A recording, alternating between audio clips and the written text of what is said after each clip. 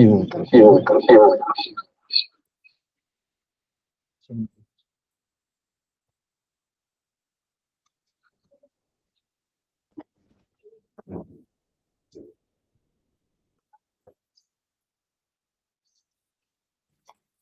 মোটামুটি শুরু করা যেতে পারে কি?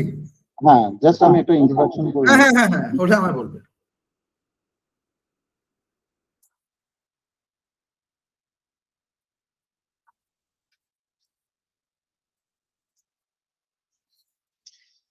আজকে আমরা ডিপার্টমেন্ট অফ এডুকেশনের সবাই উপস্থিত হয়েছি।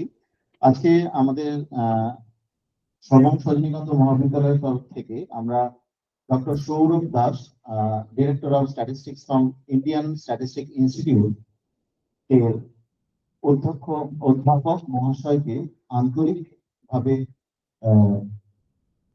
অভিনন্দন জানাচ্ছি এবং ওয়েলকাম করছি আমাদের এই আজকের প্রোগ্রামে।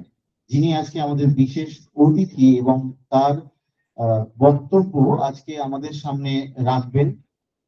তিনি কেবলমাত্র স্ট্যাটিস্টিক অফ ইনস্টিটিউটের ডিরেক্টর নন, তার সাথে সাথে তার অভিজ্ঞতা কিন্তু আমাদেরকে আজকে অনেক উষ্ণা প্রকাশ করবে এবং আমাদেরকে প্রকাশিত করবে তার আলোকে।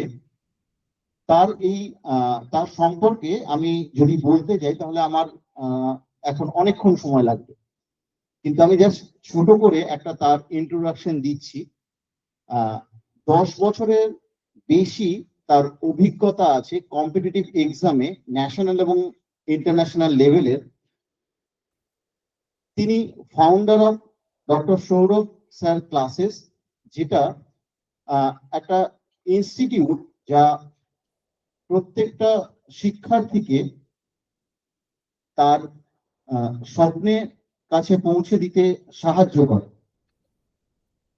এখান থেকে IIT JM, RBI, UPSC, ISI বিভিন্ন পরীক্ষায় জন্য তিনি কোচিং করিয়ে থাকেন, তাকে শিক্ষার্থীদের সাহায্য করে থাকেন এবং তার সাথে সাথে ব্যক্তিগতভাবেও তাদেরকে পড়াশোনার ক্ষেত্রে বা তাদের ভবিষ্যৎ জীবনে কি করা উচিত সেই সম্পর্কে তাদেরকে মোটিভেট করে থাকে। তো আমরা তার কাছে গেছিলাম এবং তাকে রিকোয়েস্ট করাতে তিনি আমাদের একটু সময় দিয়েছেন। তো আমরা তার জন্য সবং কলেজ থেকে তাকে ধন্যবাদ জানাই। আমি বেশি কথা বলছি না, তাকে আমরা এই প্রোগ্রামের প্যাটার্নটি এবার দিচ্ছি এবং আমি প্রত্যেক শিক্ষার্থীকেই কাছে আবেদন করব যাতে এই প্রোগ্রামটি তারা ভালোভাবে করে।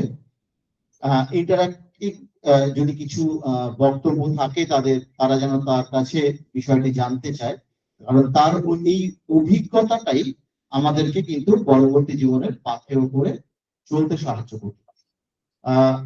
ধন্যবাদ ডক্টর সৌরভ দাস। আমি আপনার কাছে আমার স্টুডেন্টদের এবং আপনার স্টুডেন্টদের আজকে অশেষ ধন্যবাদ। সোমনাথ স্যার যেটা বললেন সেটা নিয়ে একটু আগে 2-3টে কথা বলে নি। সেটা হচ্ছে পড়াশোনার সঙ্গে এবং কাজের সঙ্গে এবং জীবনের সঙ্গে আমাদের যে সম্পর্কগুলো প্রতি মুহূর্তে তৈরি হয়, সেরকমই একটা সুন্দর সম্পর্ক দিয়ে স্যারের সাথে তোমাদের স্যারের সঙ্গে আমার পরিচয়। এবং বলা ভালো যে সময় ধরে আমরা যে বিভিন্ন কাজকর্মগুলো করে এসেছি তার মধ্যে এটাও ছিল যে কি করে স্টুডেন্টদের চিন্তা ভাবনাগতভাবে একটু অন্য জায়গায় নিয়ে যাওয়া যায়। যেমন তোমরা সবাই এডুকেশন নিয়ে পড়াশোনা করছো, তাহলে সব থেকে শুরুতে এটা জানতে হবে যে পড়াশোনার প্রয়োজনীয়তাটা কোন জায়গাতে। আমরা বলতে দিতে পারি স্যার পড়াশোনার প্রয়োজনীয়তা ওই তো আমি একটা ডিগ্রি নিয়ে নিলাম, তারপরে একটা চাকরি পাবো, এই তো। এবার ভেবে না, আমরা যখন স্কুলে পড়তাম, একদম স্কুলের দিনগুলোর কথা মনে পড়, ঠিক আছে? এই স্কুলের দিনগুলোতে ঠিক কি হতো, যখন আমাদেরকে স্যাররা জিজ্ঞেস করতেন যে কি হতে চাও, জীবনে কি করতে চাও, তখন আমরা কেউ বলতাম পাইলট হতে চাই, কেউ বলতাম আমরা ডাক্তার হতে চাই, কেউ বলতাম প্রফেসর, বা কেউ বলতাম অনেকে আবার একটু বেশি উচ্চাকাঙ্ক্ষী ছিল, তারা বলতো যে দেশের প্রেসিডেন্টও হতে চাই। আমরা একটু মজা টজা করতাম সেগুলো নিয়ে। তো এই পুরো ব্যাপারটার মধ্যে কেউ কি এরকম বলতো যে আমরা পরবর্তীকালে যা হোক একটা চাকরি করতে চাই? বলতে কেউ তোমাদের মধ্যে? মোটামুটি কেউ বলতেন। আচ্ছা, তোমাদের মধ্যে কেউ প্রথম থেকে ভেবেছিলে যে ঠিক কি নিয়ে পড়বো, এডুকেশন নিয়ে পড়বো, এটা কি আগে থেকে ধরা বাঁধা ছিল কারো? তাই একটু হাত তোলো দেখি। যে মোটামুটি এডুকেশন সাবজেক্টটা নিয়ে এগোবো, এটা কারোর মধ্যে কি ধরা বাঁধা ছিল?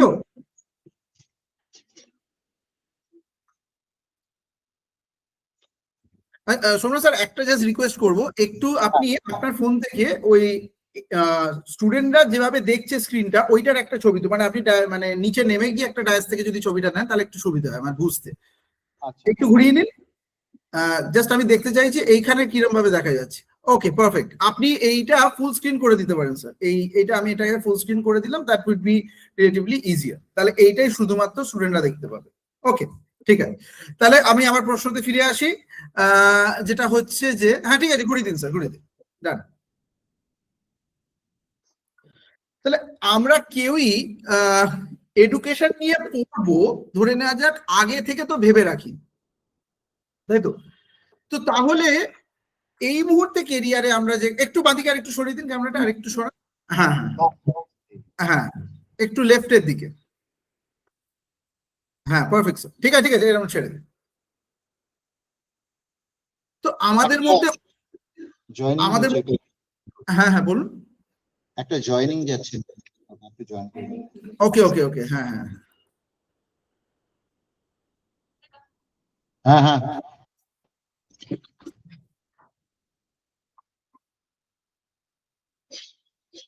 ওকে স্যার, এই ছবিটা আসছে না। হ্যাঁ হ্যাঁ আসছে। এটা এইরকম ভাবে অসুবিধা হবে কি? না, এটাতে আমার দিকটা ঘুরে যাচ্ছে, আমি ছাত্রছাত্রীদের সোজা ভাবেই দেখলে সুবিধা। পারফেক্ট, ঠিক আছে। হ্যাঁ, তো যেটা বলছিলাম, দেখো বাধা যখন আমরা ভালো কিছু করতে যাই আমাদেরকে একটু বাধা টাধা আসে। তো এখনো যেমন একটু আমরা একটু সেট আপটা করতে সময় লাগছে। তো এবার আমরা আসি যে সেই সময় কি কেউ ভেবেছিলাম যে শুধুমাত্র একটা চাকরি নেব, জীবনে কিছু একটা করবো, এইরকম একটা জায়গা থেকে ভাবনা কি শুরু হয়েছিল? তা তো নয়, অনেক বড় বড় স্বপ্ন ছিল। কিন্তু তারপরে দেখলাম বাবা তার জন্য সায়েন্সে যেতে হচ্ছে, অনেক বড় কিছু হচ্ছে, সেটাতে একটু অসুবিধা হচ্ছে, তাই জন্য আমরা আস্তে আস্তে নিজের স্বপ্নগুলোকে একটু একটু করে ছোট করা শুরু করলাম, তাই তো? ভাবলাম যে আচ্ছা ঠিক আছে, ওটা না পড়লেও কি অসুবিধে আছে, আচ্ছা আমি তো অত ভালো হয়তো ইংরেজি বলতে পারি না, তার জন্য কি অসুবিধে হতে পারে, এইরকম কিছু জিনিসপত্র আমাদের সামনে আলো।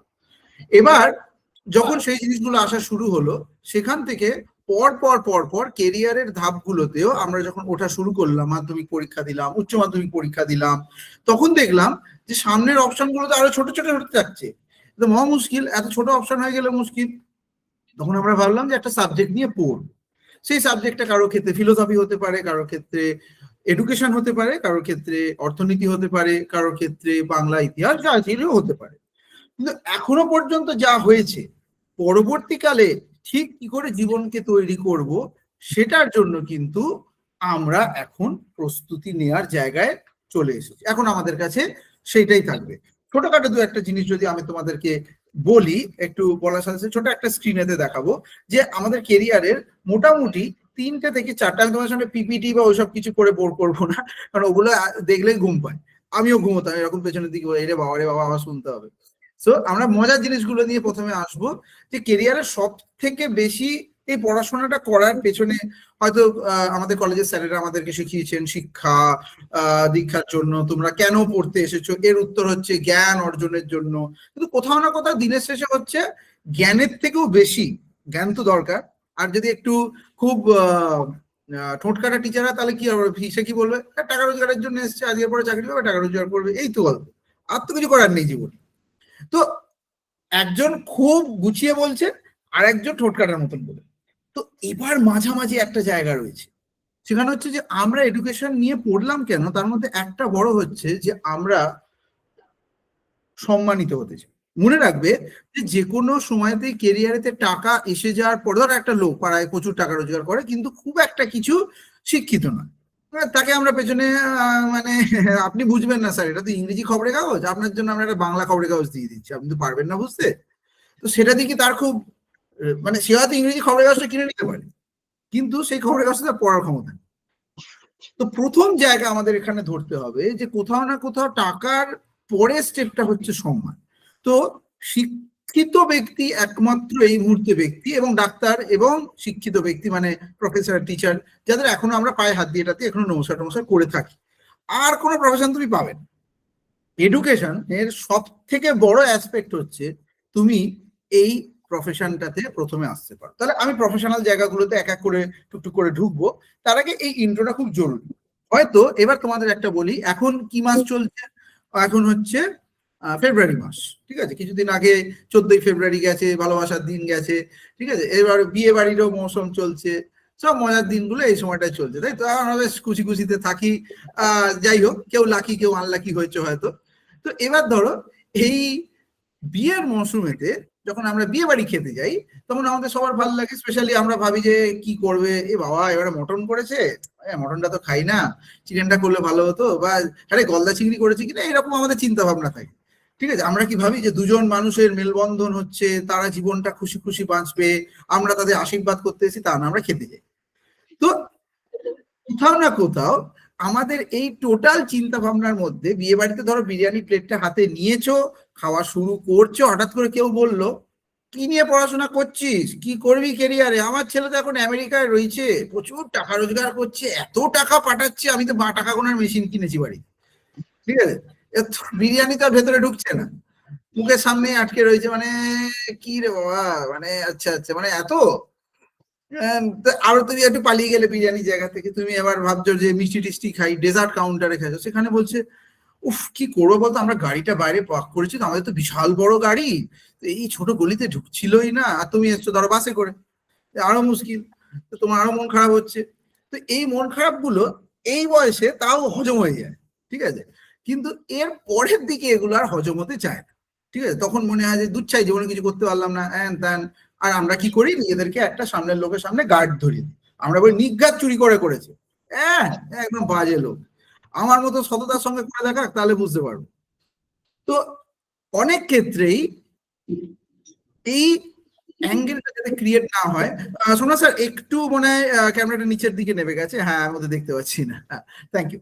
হ্যাঁ, তো একটু হলো এই যে জায়গাটা যখন তৈরি হয় আমাদের বয়সের সাথে সাথে, তখন কিন্তু এই পড়াশোনার সময়টা চলে যায়, ঠিক আছে? কারণ তোমাদের বয়স হবে ধরো 19, 20, 21, 22, কারোর হয়তো আরেকটু কমের দিকে হতে পারে, 18-র দিকে হতে পারে, এর চেয়ে বেশি কারোর বয়স নয় তোমার।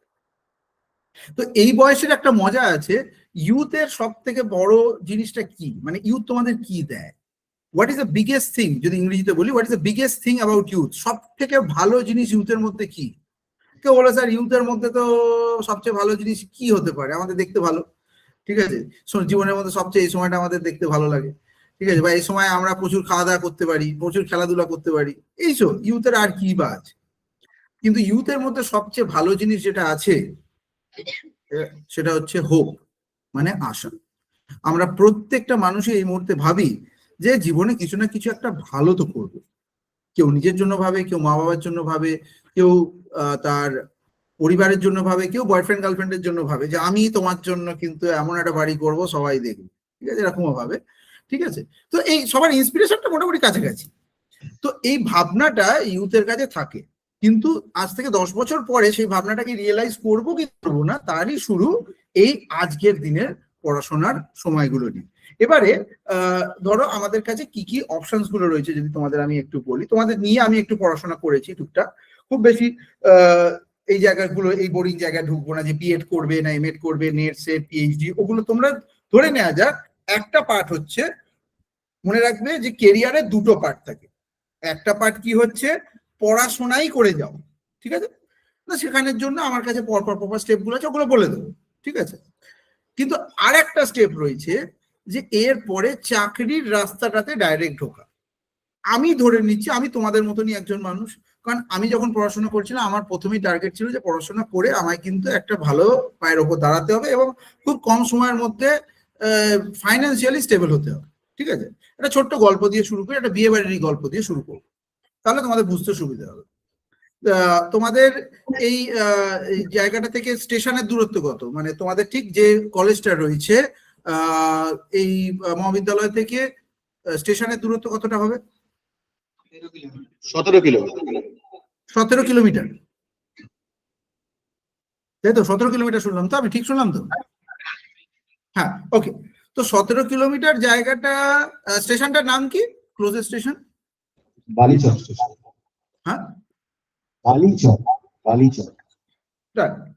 আমি যাইনি এই সেশনটাতে আগে কখনো, হয়তো অবশ্যই এর পরের বারে তোমাদের সামনাসামনি দেখা করার জন্য একদিন খুব তাড়াতাড়ি যাব।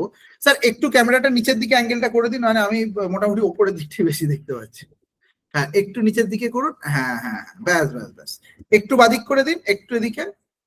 পারফেক্ট পারফেক্ট, না না, হ্যাঁ হ্যাঁ হ্যাঁ হ্যাঁ, ঠিক আছে ঠিক আছে। তো এবার ধরো গল্পটা এরকম ছিল, তো আমরা এরকম একটা জায়গাতেই বিয়ে বাড়ি খেতে যাই। ওকে, সেখানে কি হয়, তো সেখানেতে এক দাদার বিয়ে ছিল যে উচ্চ মাধ্যমিক পরীক্ষাতে 9th হয়েছিল। তো বুঝতেই পারছো যে তার বিয়ে হচ্ছে, সে বিশাল ব্যাপার স্যাপার, সে হেনা তেনা। এবং সেই সময়টা আমার চলছিল, আমি তখন নিজে মাধ্যমিক পরীক্ষা সবে দিয়েছি, এরকম একটা জায়গাতে যাওয়া হচ্ছে।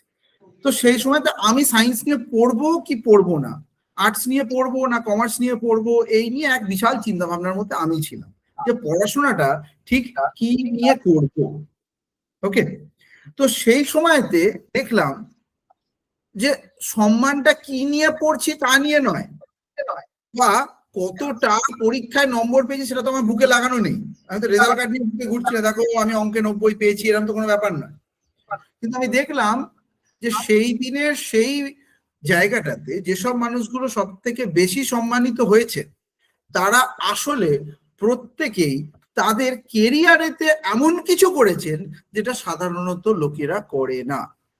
ঠিক আছে, তার মানে তোমাদের কেন লোকে মনে রাখবে, ধরো এখান থেকে বাড়ি যাওয়ার পথে স্টেশনে 17 কিলোমিটার এই যে লম্বা রাস্তাটা যাওয়ার পথে তুমি একটা ছোট বাইকে করে যেতে একটা ছোট্ট ধাক্কা হলো এবং তার ফলে তোমার পায়ে একটা অ্যাক্সিডেন্ট হলো।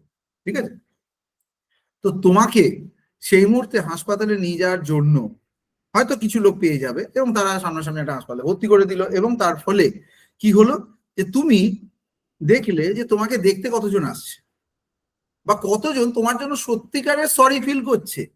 এই সংখ্যাটা কিন্তু বেশ, কারোর আছে যে এরকম ধরো 10-15 জন তোমার জন্য খুব কষ্ট পাবে? তারা একটু হাত তোলো।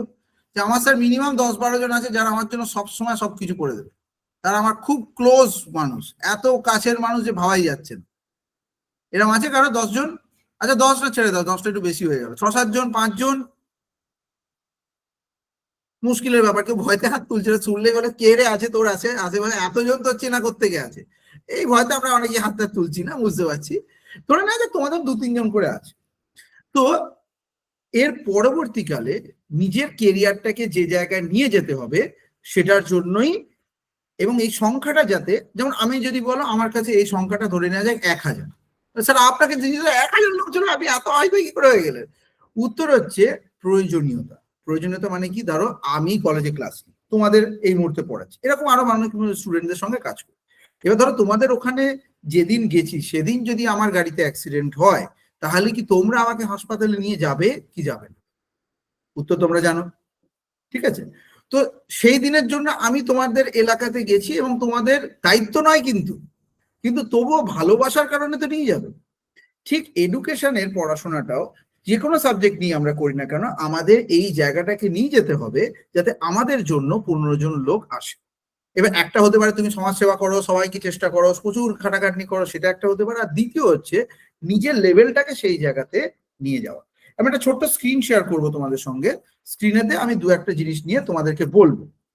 এরপরে আচ্ছা, এবার আমি বলছিলাম এতক্ষণ গেল পড়াশোনার দিকটা, এবার আসছে সেকেন্ড যে পার্টটাতে আসছে, সেটা হচ্ছে যে আচ্ছা স্যার আমার আর পড়াশোনা করার ইচ্ছে নেই, আমি এই গ্রাজুয়েশন শেষ হয়ে গেল একদম, এরপরে আমি মায়ের হাতে অ্যাটলিস্ট কিছু টাকা দিতে চাই বা বাবার হাতে কিছু টাকা দিতে চাই, অনেক বাবার হোটেলে খাওয়া হয়েছে, এবার আমার হোটেলে বাবা খাবে। ঠিক আছে, তো এরকম যার যার চিন্তা ভাবনা রয়েছে তারা তো এক্ষুনি চাকরির দিকে যাবে। এবার আসছি বিয়ে বাড়ির আবার ওই এক্সাম্পলটাতে, যেসব কাকা বা জ্যাঠারা বলবে তোমাদের, ও এডুকেশন নিয়ে পড়ছিস, তোর তো কিছু হবে না, বিশেষ কিছু ফিউচার নেই, যেন উনি নিজে পিএইচডি করে এসেছেন আমেরিকা থেকে 4 বার, ঠিক আছে। তো এইরকম লোকের কথাবার্তা শুনে আমাদের মন খারাপ হয়ে যায়। আমরা সেই মন খারাপটাকে নিয়ে 2-3 দিন থাকি, তারপরে আমরাও ভুলে যাই। তো আমি চাই তোমরা সেই মন খারাপটাকে, কি বলবো, সেই মন খারাপটাকে বাঁচিয়ে রাখো। হয়তো এক রাস্তা আছে বিয়ে বাড়ি যাওয়া বন্ধ করে দাও, আর দ্বিতীয় হচ্ছে সেই মন খারাপটাকে বাঁচিয়ে রেখে জীবনের রাস্তাগুলোকে এগোনো। আমাদের কাছে যে যে পরীক্ষাগুলো সোজা, আমি লাস্টে লিস্টগুলো সব দিয়ে দেবো, এখন বোর্ডে লিখে লিখে বোর করবো না, ঠিক আছে, কারণ ওই বোর্ডে লেখা মানেই হচ্ছে অসুবিধা। আমি সব শেষেতে দিয়ে দেবো যেগুলো তোমাদের প্রয়োজনীয়, ঠিক আছে, মানে নালে এখন এটা একটা ক্লাসরুম হয়ে যেত যে সবাই লেখো বলতে হতো। তো যেমন ধরো একটা ছোট্ট পরীক্ষা বলি, সরকারি চাকরির পরীক্ষা 2টো ভাগে বিভক্ত, ঠিক আছে। আমরা এখন প্রচুর ইউটিউবে রিল, ইনস্টাগ্রামেতে কোচিং সেন্টার অনেক কিছু করে, আমার কাছে এসো, আমি আমার কাছে পড়লেই তুমি ফার্স্ট হয়ে যাবে, এরা অনেক রকম ব্যাপার স্যাপার থাকে। তো এই জিনিসগুলোতে আমরা বিশ্বাস করি না, আমরা জানি। আর অনেক ক্ষেত্রে আমরা দেখছি যে চাকরি যেন ঠিক করে নেই, ঠিক করে হচ্ছে না, কিরাম যেন হচ্ছে, লোকের চাকরি পেয়েও আবার চাকরি চলে যাচ্ছে, খুব চাপের ব্যাপার হচ্ছে, মন খারাপ হয়ে যাচ্ছে, তাহলে কি আমরা পাবো না? এই দুটোর একটা মনের মধ্যে একটা দ্বন্দ্ব তৈরি, একটা লড়াই তৈরি হয়, যে আমরা চাইছি কিছু একটা করতে। তো আমাদের প্রথম যেটা জানতে হবে যে স্টেট ওয়াইজ পরীক্ষা হয়, আর একটা হচ্ছে সেন্ট্রাল লেভেলের পরীক্ষা। প্রথম মিসকনসেপশন তোমাদের দূর করে দিচ্ছি, যেটা প্রায় অনেকেরই জানা নেই, মানে যারা পড়াচ্ছে তারা জানে না, যারা পড়ছে তারা জানে না, যারা চাকরি পেয়েছে তারাও জানে, যেটা হচ্ছে যে তোমরা সবাই পশ্চিমবাংলার স্টুডেন্ট। পশ্চিমবাংলার স্টুডেন্ট চাইলে কিন্তু উত্তরপ্রদেশেরও সরকারি চাকরি পেতে পারে। শুনে অবাক লাগছে, স্যার এটা আবার কি করে সময়, উত্তরপ্রদেশে সরকারি চাকরি পেয়ে যাবো? উত্তর হচ্ছে দুরকম ভাবে চাকরির পরীক্ষা হয়। এক হচ্ছে সেন্ট্রালাইজড এক্সাম, যেমন ধরো এসএসসির পরীক্ষা। এসএসসি পরীক্ষা স্টাফ সিলেকশন কমিশন আলাদা, স্কুল সার্ভিস কমিশন আলাদা, আমি স্টাফ সিলেকশনটা ধরছি। তো সবাই একসঙ্গে নিয়ে নিল, সবাই পরীক্ষা দিল, যে পেলো পেলো, বিভিন্ন সেগমেন্টে পেয়ে যাচ্ছে। কেউ ধরো এক্সাইজে পেলো, কেউ পেয়ে গেল পুলিশের রেসপেক্টেও পেতে পারে, এরকম আলাদা আলাদা করে অনেকগুলো আছে, ওগুলোতে আসবে। কিন্তু এমনও তো হতে পারে যে স্যার আমি ধরে নেওয়া যাক উড়িষ্যার গভর্নমেন্টের হয়ে কোনো কি চাকরি পেতে পারি, আমি তো ওই স্টেটে থাকি না। উত্তর হচ্ছে হ্যাঁ, কিন্তু একটা ছোট্ট কিন্তু আছে, যে সেই স্টেটের ভাষাটা তোমার জানতে হবে, ঠিক আছে।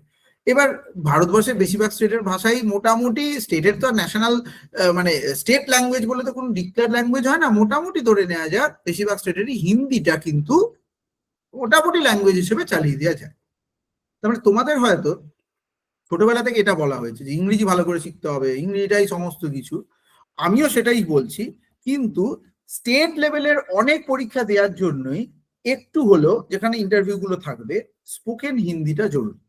এবার তোমরা তো সারাদিন শাহরুখ খানের সিনেমা বা সালমান খানের সিনেমা দেখছোই, ঠিক আছে। এখন অবশ্য শাহরুখ সালমান অতটা চলে না, এখন হয়তো কি জানো, ইয়ে সব রণবীর কাপুর, রণবীর সিংরা সব চলে এসছে, সেই সব সিনেমা দেখছো।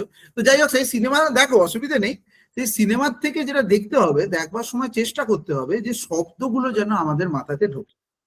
স্পোকেন ইংলিশের ক্ষেত্রে আমি স্পোকেন ইংলিশের যেটুকু চেষ্টা করেছি, সেখানে হচ্ছে যে দেখো, আমি যদি বলি খবর শোনো, খবরের কাগজ পড়ো, শুনলে মনে কি বোরিং কি বোরিং, ও আমার দ্বারা হবে না, আমরা পারবো না, তার থেকে ইংরেজি না শিখে কি বেঁচে নেই, আর ভালোই তো আছে।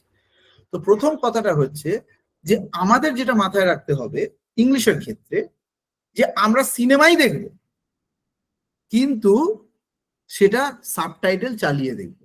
এবার সাবটাইটেল ব্যাপারটা কি, দেখবে যখন সিনেমা চলে তলার দিকে শব্দগুলো চলে আসে, ঠিক আছে। এবার আমরা অত তাড়াতাড়ি ইংরেজি পড়তে পারছি না স্যার, আমাদের অসুবিধা হচ্ছে, আপনি বলে তো দিলেন, আমরা পাচ্ছি না, আমাদের ভালো লাগছে না, ঠিক আছে। আমরা প্রথমবারে সিনেমাটা শুধু ঝাড়পিটের মারামারি সিনেমা দেখি, খুব ভালো অ্যাকশন সিনেমা আমার ভালো লাগে। যদি অনেকে মেয়ে রয়েছে, তোমাদের ধরে নেওয়া যাক ভালো লাগছে হচ্ছে একটু রোমান্টিক সিনেমা বেশি ভালো লাগছে, ঠিক আছে। তো রোমান্টিক সিনেমাতে মারামারি তো কম, ডায়লগই বেশি, ঠিক আছে, আমি তোমাকে ছাড়া বাঁচতে পারছি না, এরকম ডায়লগ বেশি থাকে। তো সেই জায়গাগুলোতেও ডায়লগ গুলো কিন্তু পড়তে হবে। তুমি বলে স্যার আপনি বলছেন আপনি এইভাবে নিজে শিখেছেন, উত্তর হচ্ছে হ্যাঁ, আমি ঠিক এইভাবেই শিখেছি, কারণ স্পোকেন ইংলিশ ক্লাসে গিয়ে আমিও বোর হয়ে ঘুমোতাম, ওরে বাবা কি শেখাচ্ছে রে। তো স্পোকেন ইংলিশ মানে এটা নয় যে আমরা কি শব্দ নিয়ে কাজ করছি, ঠিক আছে। স্পোকেন ইংলিশ মানে এটা নয় আমরা কি শব্দ নিয়ে কাজ করছি, পাখাটা চালু, ওকে। তো স্পোকেন ইংলিশ মানে হচ্ছে যে আমরা আমাদের মনের শব্দগুলো সামনের লোককে বোঝাতে পারছি। চাকরির ইন্টারভিউতে যিনি ইন্টারভিউ নিচ্ছেন তিনি ইংরেজিতে বিশাল বোদ্ধা, সব কিছু ইংরেজিতে বলতে পারেন, বিশাল ফাটাফাটি, এরকম কিন্তু নয়, কিন্তু তিনি তার কাজ চালানোর মতন ইংরেজি বলতে পারেন। বুঝতে পারছি, কারণ আমরা তো কেউ মানে ব্রিটিশের বংশধর নই যে আমরা সব কিছু জেনে আসবো, আমরা নিজের কাজ চালানোর মতন বলতে পারি। কিন্তু যদি তোমরা বাবা প্রথমেই ধরে নাও যে আমাদের ইংরেজিটায় অসুবিধে রয়েছে, আমরা পারবো না বা আমাদের দরকারই নেই, তাহলে কিন্তু একটু হলেও অসুবিধার সামনে বারবার দাঁড়াতে হবে। তা আমরা ভুল ইংরেজি বলবো একটু কি স্যার, যা ইচ্ছে তাই তাই বলে দেবো। এবার দেখো তোমাদের জাজ কে করবে, যে ধরে নেওয়া যাক স্যার যিনি রয়েছেন এই মুহূর্তে সামনে তিনি জাজ করতে পারেন, প্রিন্সিপাল স্যার জাজ করতে পারেন, আর ধরে নেওয়া যাক তোমার বন্ধু বান্ধবরা তোমায় জাজ করতে পারে। এই তো, এর বাইরে তো আর কেউ নেই তোমার জীবনে। আর কি হতে পারে বন্ধু বান্ধব ছাড়া? স্যার মামা মাসি পিসি, এদের সামনে তো আর ইংরেজিতে কথা বলছো না, ছেড়ে দাও।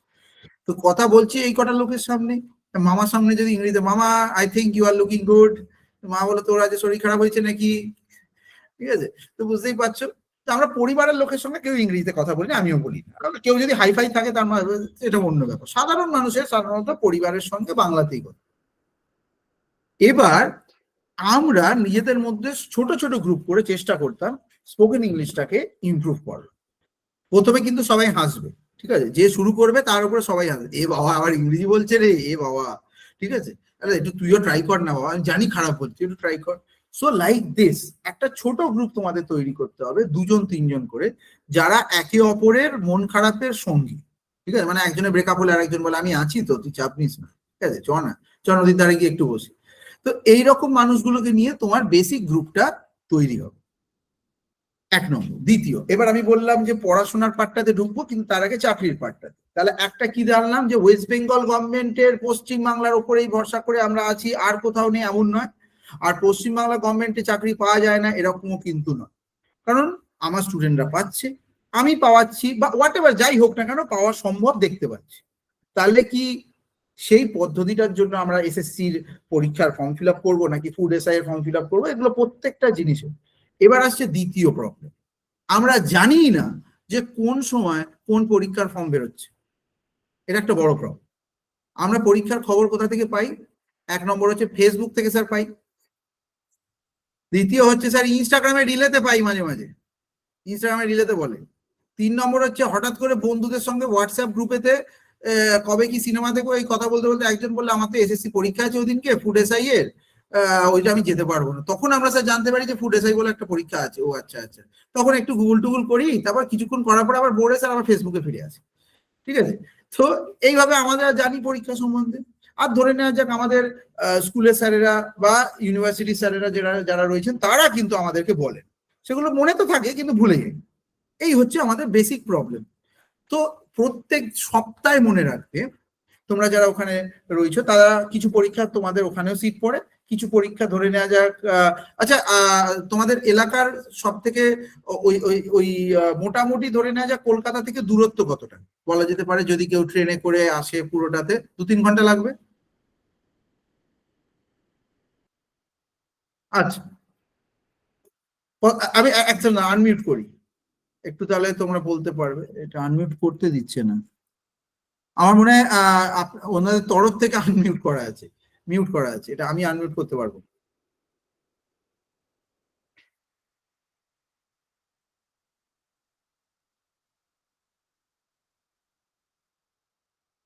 হয়নি এখনো?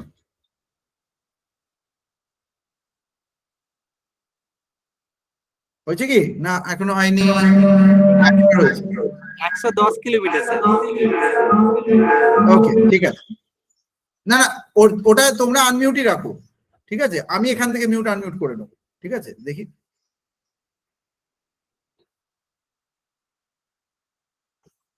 আনমিউট করো, আনমিউট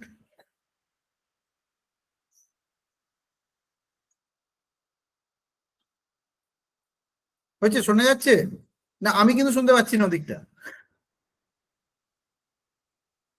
এই যে ক্যামেরাটা একটু আগে যেটা আনমিউট করলে না, ওইটাই আরেকবার করতে হবে। বাস বাস, ঠিক আছে, একটা জাস্ট আনমিউটটা টেপো। 110 কিলোমিটার স্যার। ওকে ওকে, ঠিক আছে ঠিক আছে। এবার এই 110 কিলোমিটার রাস্তা, ঠিক আছে, তো এই তোমাদের কি মনে হয়? হ্যাঁ হ্যাঁ, একটু বাদিক করেই রাখো, একটু এদিক, আরেকটু বাদিক, আরেকটু লেফট লেফট লেফট লেফট, আরেকটু লেফট, ব্যাস ব্যাস, ঠিক আছে ঠিক আছে। ব্যাস, leave it like this. Thank you. হ্যাঁ, এবার ধরো 110 কিলোমিটার রাস্তা দিয়ে অনেক পরীক্ষার সিট কলকাতাতেই পড়বে। তো তোমাদের কি মনে হয় 110 কিলোমিটার রাস্তা পার হয়ে আসা পরীক্ষা দেওয়া খুব সোজা? উত্তর হচ্ছে না। সাধারণ মস্তিষ্ক কি বলে, চাকরি পাবো, একটা 110 কিলোমিটার পরীক্ষা দিতে যেতে পারবো না। পরীক্ষা প্রথমেই মনে হয় আবার কলকাতা যাব, আবার এই পরীক্ষাটা দেব। এইটা একটা বড় প্রবলেম। তার মানে আমাদের কি দরকার, একটা সঠিক পদ্ধতি যেখানে আমরা অ্যাটলিস্ট 30 থেকে 40টা পরীক্ষা, একটু বেঁকে গেছে ক্যামেরাটা, একটু সোজা করবেন। হ্যাঁ, আর ওই একটা রোয়ের দিকেই ফেস করার, মাঝখানটা রয়েছে তো পুরোটা বোঝা যাচ্ছে না। আপনি একটু বাঁদিকে করে দিন, left left left left left, আরেকটু লেফট, আরেকটু যান, আরেকটু ঘোরান, আর একটু, ব্যাস ছেড়ে দিন, এবার ছেড়ে দিন। ওকে। তো আমাদের যেটা সবচেয়ে বড় হচ্ছে যে আমরা তো প্রচুর, আমাদের কি কি আছে দেখো, আমরা হচ্ছে প্রচন্ড এনার্জেটিক মানুষ, আমাদের এনার্জির কোনো শেষ নেই। ঠিক আছে, মানে আমরা সকাল থেকে উঠেই ভাবি কি কি করতে হবে, তারপরে রাত্রে ঘুমানোর সময় হয় ও আছে বিশেষ কিছু করা হলো না না আজকের দিনটাতে। এটা একটা বড় প্রবলেম। তো 110 কিলোমিটার রাস্তা ক্রস করেও পরীক্ষা দিতে যাওয়ার মতন এনার্জি কি আমাদের সবার আছে? উত্তর হচ্ছে মাঝে মাঝে থাকে। যখন ওই বিয়ে বাড়িতে গিয়ে লোকে কি ওরকম শোনায় যে আমার ছেলে আমেরিকায় গিয়ে এত টাকা পাঠাচ্ছি, আমি রাখার জায়গা পাচ্ছি না, তখন একটু মনে হয় কালকে গিয়ে যত পরীক্ষা আছে সব দিয়ে দেবো, 3 দিনের মধ্যে আমার সরকারি চাকরি চাই, তাই তো? তো এটা একটা ব্যাপার হয়। তো আমরা তখন আস্তে আস্তে এনার্জেটিক থাকি, আবার কোথাও না কোথাও সেটা আবার ফেসবুকে রিল দেখতে দেখতে হারিয়ে যায়। তো তার জন্য প্রথম যেটা করতে হবে যে আমরা পরীক্ষার ফর্ম ফিল আপ করেছি মানে পরীক্ষাটা দিতে যাবো, দ্যাটস ইট। এটা খুব জরুরি। শুনে মনে হচ্ছে পরীক্ষা ফর্ম ফিল আপ করলেই কি পরীক্ষা দিতে যায়? তাহলে তোমাদের একটা ছোট ডেটা দিই। ইউপিএসসির পরীক্ষা আমরা সবাই নাম শুনেছি, ইউনাইটেড, আমাদের একদম পাবলিক সার্ভিস কমিশনের পরীক্ষা, তাই তো? বাবু সেখানে ফর্ম ফিল আপ করে 7.5 লাখ স্টুডেন্ট, 7.5 লক্ষ। স্যার 7.5 লক্ষ স্টুডেন্ট আমি কি করে ক্র্যাক করব, আমি তো পারবো না, আমার দ্বারা হবে না। পরীক্ষাটা দিতে যায় মাত্র 2,45,000 স্টুডেন্ট। হতে পারছি? ডাব্লিউবিসিএস এর ক্ষেত্রে একই গল্প। ধরো ফর্ম ফিল আপ করছে প্রায় 2 লাখ 1.5 লাখ এরকম ফর্ম ফিল আপ করছে, প্রিলি পরীক্ষা দিতে যাচ্ছে 80,000 75,000। তার মানে কি, প্রথমেই ভালো করে এই জায়গাটা বুঝতে হবে, শুধুমাত্র যদি স্যার বলে যে পরীক্ষাটা তুই যদি গিয়ে দিতে পারিস তাহলেই তো তুই প্রতি 1 লাখ লোককে প্রায় হারিয়ে দিলি। তুমি বলো বাবা, পরীক্ষা দিতে গেলেই 1 লাখ লোককে হারিয়ে ফেললাম, কারণ বাকিরা তো এই পরীক্ষাটাই দিতে যেতে পারছে না, ফর্ম ফিল আপ করে দিচ্ছে, ওটা তো বাবা পয়সা দিচ্ছে, ফর্ম ফিল আপটা হয়ে গেল 130 টাকা থেকে 500 টাকা 600 টাকা। অনেক ক্ষেত্রেই মেয়েদের জন্য অনেক সরকারি চাকরির পরীক্ষাতেই প্রি ফর্ম ফিল আপ রয়েছে। ছেলেদের একটু দুর্ভাগ্য, ক্ষেত্রে পয়সাটা দিতে হবে। ঠিক আছে, তো আবার যেমন আমার নিজের ইনস্টিটিউটে, ইন্ডিয়ান স্ট্যাটিস্টিক্যাল ইনস্টিটিউটে পরীক্ষা দিতে গেলে ছেলেদের যা ফর্ম ফিল আপ, তাতে মেয়েদের, সরি, ছেলে মেয়ে কারোর জন্য ফ্রি নয়, কিন্তু ছেলেদের যদি 100 টাকা দিতে হয়, মেয়েদের 50 টাকা দিতে হচ্ছে। এটা একটা সুবিধা রয়েছে। তাহলে আমাদের কি দরকার, এমন একটা জায়গা যেখান থেকে আমরা এই লিস্টটা পেয়ে যাব। তাহলে প্রথমে কি রয়েছে, আমাদের কাছে কি নেই, আমাদের কাছে ইনফরমেশনটা নেই যে আমরা কি পরীক্ষা দেব। ঠিক আছে, আমি এডুকেশন নিয়ে পড়েছি, স্যার আমি কি কি পরীক্ষা দিতে পারি।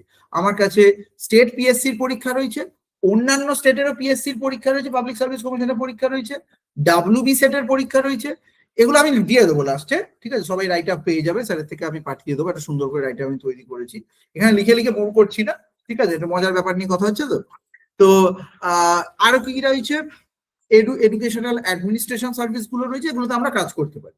মনে রাখবে, অনেক স্কুল আর কলেজেও কিন্তু এডুকেশনাল কাউন্সিলরের একটা পদ থাকে, এবং সরকারি জায়গাতেও এগুলো এখন শুরু হয়েছে, এবং খুব বড়ভাবে শুরু হয়েছে। এডুকেশনাল কাউন্সিলর মানে কি কাজ থাকে, যিনি, মানে সে মোটামুটি এডুকেশন ব্যাকগ্রাউন্ডেরই হন, বুঝতে পারছি?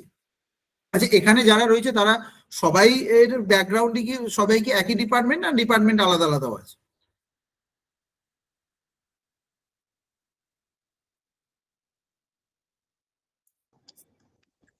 কিছু স্যার বাংলা ডিপার্টমেন্ট আছে, হ্যাঁ হ্যাঁ, কিছু বেঙ্গলি ডিপার্টমেন্টের আছে। আচ্ছা, এডুকেশন আর এডুকেশন অনার্স আর বেঙ্গলি অনার্স, তাই তো? হ্যাঁ। ওকে, ঠিক আছে। তো যাই হোক, এবার যে বিষয়টা নিয়ে আমি যেটা বলছিলাম, যে আমরা এডুকেশনাল কাউন্সিলিং এর যে জায়গাটায় রয়েছি, এবং বাংলার মধ্যে সাহিত্য নিয়ে তোমরা পড়াশোনা করছো, এখান থেকেও নেওয়া হয় কিন্তু। তো এটা দেখা হয় না সেক্ষেত্রে যে তুমি কত মাধ্যমিকে নম্বর পেয়েছো বা উচ্চ মাধ্যমিকে নম্বর পেয়েছো, এটা দেখা হয় যে এই মুহূর্তের চারপাশের ব্যাপার নিয়ে তুমি ওয়াকিবহাল কিনা। তার মানে তোমার কি ভালো হতে হবে? General awareness. ঠিক আছে? সরকারি চাকরির পরীক্ষার 4টে পার্ট থাকে। একটা হচ্ছে অঙ্ক করতে হবে, যেটার গ্রাম ভারী একটা নাম আছে ভয়ঙ্কর, কোয়ান্টিটেটিভ অ্যাপটিটিউড। উচ্চারণ করতে গেলে একটু অসুবিধা হয়, স্পেলিং লিখতে গেলে আরেকটু সময় লাগবে। ঠিক আছে? কোয়ান্টিটেটিভ অ্যাপটিটিউড, পাতিকতা অঙ্ক করতে হবে। ঠিক আছে? দ্বিতীয় হচ্ছে জেনারেল ইংলিশ, বুঝতেই পারছো ইংরেজির প্রশ্ন থাকে, গ্রামার টামার নিয়ে প্রশ্ন, এটা তোমরা মোটামুটি পারবে, অসুবিধা হবে। তৃতীয় যেটা থাকবে লজিক্যাল রিজনিং। লজিক্যাল রিজনিং একটা ছোট্ট প্রশ্ন দিয়ে এলে, এই রে স্যার প্রশ্ন দিচ্ছে রে, তো মজার প্রশ্নই হবে, বোরিং প্রশ্ন দেব। ধরো তুমি, আমরা সবাই মিলে ঠিক করেছি, সবাই মিলে একদম সবাই মিলে যে চল কোথাও বেড়াতে যাই, নিয়ে মোটামুটি ধরে নেওয়া যাক আমরা ঠিক করলাম যে একদম কলকাতায় চলে এলাম। কলকাতায় এসে ঠিক করছি যে কোথায় যাওয়া যায়, এত লোকজন রয়েছে, মানে মোটামুটি তোমরা 100 জন রয়েছো, তা ধরে নেওয়া যায় একটা প্লেন বুক করে চলেই যাওয়া যায়। তো আমরা ঠিক করলাম যে আমরা প্লেন বুক করে কোথাও যাবো, এয়ারপোর্টে দাঁড়িয়ে আছি, কোথায় যাবো কোথায় যাবো কোথায় যাবো। তো হঠাৎ করে মনে হলো স্যার আন্দামানটা গেলে কেমন হয়। ঠিক আছে? আমি ছোটবেলা থেকে ভেবেছি, তো আন্দামান মোটামুটি আমাদের সবারই যাওয়ার ইচ্ছা আছে, কারোরই যাওয়া হয়, একজন দুজনের হয়তো লাকি যারা আছো তাদের যাওয়া হয়েছে, যেমন আমিও তাদের মধ্যে পড়ি যারা এখনো যাওয়া হয়নি আন্দামান। ঠিক আছে? ছোটবেলায় ভাবতাম পয়সা করি নেই, জাহাজে করে যাব, তারপরে দেখছিলাম যে 4 দিন যেতে 4 দিন আসতে আমরা জাহাজেতে এমনি কষ্টে মরে যাবো, ওই ভয়তে যাইনি। আর পরবর্তীকালে যখন অনেক চেষ্টা করে প্লেন ভাড়ার পয়সা জোটালাম, তখন এবার যাওয়ার মতো সাথী খুঁজে পাই। ঠিক আছে? এক মহা মুশকিল, তো বুঝতেই পারছো। তো এই জায়গায় দাঁড়িয়ে আমরা ঠিক করলাম যে আন্দামানে সবাই মিলে বেড়াতে যাও। এটা কিন্তু লজিক্যাল রিজনিং এর প্রশ্ন। ঠিক আছে? তোমরা ভুলে গেছিলাম একটা প্রশ্ন করছি। তো এরকম হওয়া উচিত পড়াশোনা, যে আমরা যেন মাঝে মাঝে ভুলেই যাই যে আমরা পড়ছি। ঠিক আছে? তো যাই হোক, তোমাদেরকেও নিজেদের জন্য এটা করতে হবে। স্যারেরা তো অবশ্যই আমরা চেষ্টা করি, ম্যামেরা চেষ্টা করেন, কিন্তু বেশিরভাগ ক্ষেত্রে কি হয়, আমরা 1 ঘন্টার জন্য চেষ্টা করতে পারি, বাকি সময়টাই কিন্তু নিজেকে পড়াশোনার মধ্যে মন লাগিয়ে রাখতে হবে। ঠিক আছে? তার অনেক রকম ব্যাপার আছে। আর মনে রাখবে, আমি একটা ছোট্ট কথা বলি, যে অনেক ক্ষেত্রে আমরা একটা ছোটবেলায় কথা শুনতাম না, যে নাচতে জানো না তাই জন্য উঠোনের দোষ ধরছো, তাই তো? তার মানে কি, কেউ বলছে মানে আমার পড়তে ভালো লাগে না কারণ আমার পড়ার জায়গাটা ভালো নয়, আমার পড়তে ভালো লাগে না কারণ আমার কাছে বইগুলো ছেঁড়া, আমার পড়তে ভালো লাগে না কারণ আমি জানি না কোন বই থেকে পড়তে হবে। আর এই প্রত্যেকটা লজিক সত্যি। উত্তর হচ্ছে, যদি তোমরা নাচতে না জানো বা নাচতে না পারো, মনে রাখবে ভাঙা উঠোনে কি সত্যি নাচা যায়? ধরো উঠোনে অনেক পাথর ভেঙে ফেলে রেখেছি আমি, তাহলে কি তুমি নাচতে পারবে সেই উঠোনে? তোমার ভয় করবে। তাই জন্য কিছু কিছু ক্ষেত্রে সত্যি দোষটা উঠোনেরই, তোমাদের নয়। অতএব তোমরা যদি নাচতে না পারো বা পরীক্ষায় ক্র্যাক না করতে পারো বা নিজের স্বপ্ন পূরণ না করতে পারো, তার দায়িত্ব সবসময় লোকেরা তোমাদের ওপরেই দিয়ে এসছে। এই তো তুই পড়িসনি বলে হয়নি, এই তো তুই করিসনি বলে হয়নি, তোর তো কিছুই ভাল লাগে না, তোকে কি সোনা দিয়ে বাঁধিয়ে রাখবো, এইসব কথাই তো শুনে এসছি। উত্তর হচ্ছে যে আমার ব্যক্তিগত জায়গা থেকে আমি বলতে পারি যে আমি আজ পর্যন্ত একটা বাজে স্টুডেন্ট দেখি, যাকে বলা যায় যে না তোর দ্বারা কোনো মতেই কিছু হবে না। কিন্তু আমি অনেক ক্ষেত্রেই এমন মানুষ দেখেছি যারা যে কোনো মানুষকে বাজে টা বলছে। মানে আরেকবার ঘুরিয়ে বোঝাচ্ছি তোমাদের, ভালো করে বলবো, যে বাজে স্টুডেন্ট দেখিনি, কিন্তু তোমরা একে অপরকে কিন্তু বাজে বলতে একবারের জন্য ভাবো। খুব সোজা উদাহরণ, আমি আবার অঙ্কটায় আসছি, ভেবন আমি ভুলে গেছি, অঙ্কটায় আসছি। ঠিক আছে? তো বাজে একটা সুন্দর উদাহরণ দিচ্ছি। যদি আমি বলি যে তোমার ওই মেয়েটাকে মনে আছে, লাল রঙের ড্রেস পরে আসতো, খুব সুন্দর দেখতে, আর হাতে একটা আংটি পরতো, সেটাতে একটা সোনার আংটি পরতো, আর তার ব্যাগেতে লেখা থাকতো ইন্ডিয়া ইজ গ্রেট। কি বলে, হ্যাঁ মানে এরকম। এবার যদি আমি বলি, আরে ওই তো রে কালো মতন, কুচকুচে কালো, ঠিক আছে, একটু পা খুঁড়ি খুঁড়ি হাঁটতো, গলাটা কিরকম একদম ভূতের মতন, ঠিক আছে, ওই একদম জঘন্য, আরে গায়ে গন্ধ, ওই মেয়েটা মনে পড়ছে, হ্যাঁ এবার আমি মনে করছি। তো আমরা মানুষকে নেগেটিভ দিয়ে মনে রাখতে খুব পছন্দ করি, ভালো জিনিসগুলো দিয়ে নয়। তো আমাদেরও বন্ধুদের ক্ষেত্রে সেইটাই করতে হবে, যে আমরা একে অপরকে ভালো জিনিস দিয়ে করবো। আমি আজকে তোমাদের ওখানে উপস্থিত থাকলে পরের বারে যখন যাব তখন এটা একটা ছোট্ট গেমও খেলবো তোমাদের সঙ্গে, যে ঠিক কিরম মানে আমরা একেবারে 5টা করে গুণ বার করার চেষ্টা করবো। তোমাদেরকে প্রত্যেকে একটা করে শীট দেওয়া হবে এবং তোমার পাশের মানুষের, তোমার পরিচিত মানুষের 5টা গুণ বার আর 5টা দোষ। বুঝতেই পারছো কোনটা তাড়াতাড়ি করতে পারবে তোমরা। তো এই একটা ব্যাপার স্যাপার থাক। এবার আমাদের প্রশ্নতে ফিরে আসে, নাহলে মুশকিল হয়ে যাবে। তো আমরা ঠিক করলাম যে প্লেনে করে আন্দামানে চলে যাই, ঠিক আছে। প্লেনে উঠছি, এখনকার সময় দেখো এক্স্যাক্টলি এখনকার সময়টা ধরে না যে 12টার সময় উঠলাম। 12টার সময় আমরা প্লেনেতে উঠেছি। আবার লজিক্যাল রিজনিং এর প্রশ্ন এবার কিন্তু একটু সিরিয়াসলি শুনতে হবে। 12টার সময় প্লেনেতে উঠেছি, ঠিক আছে।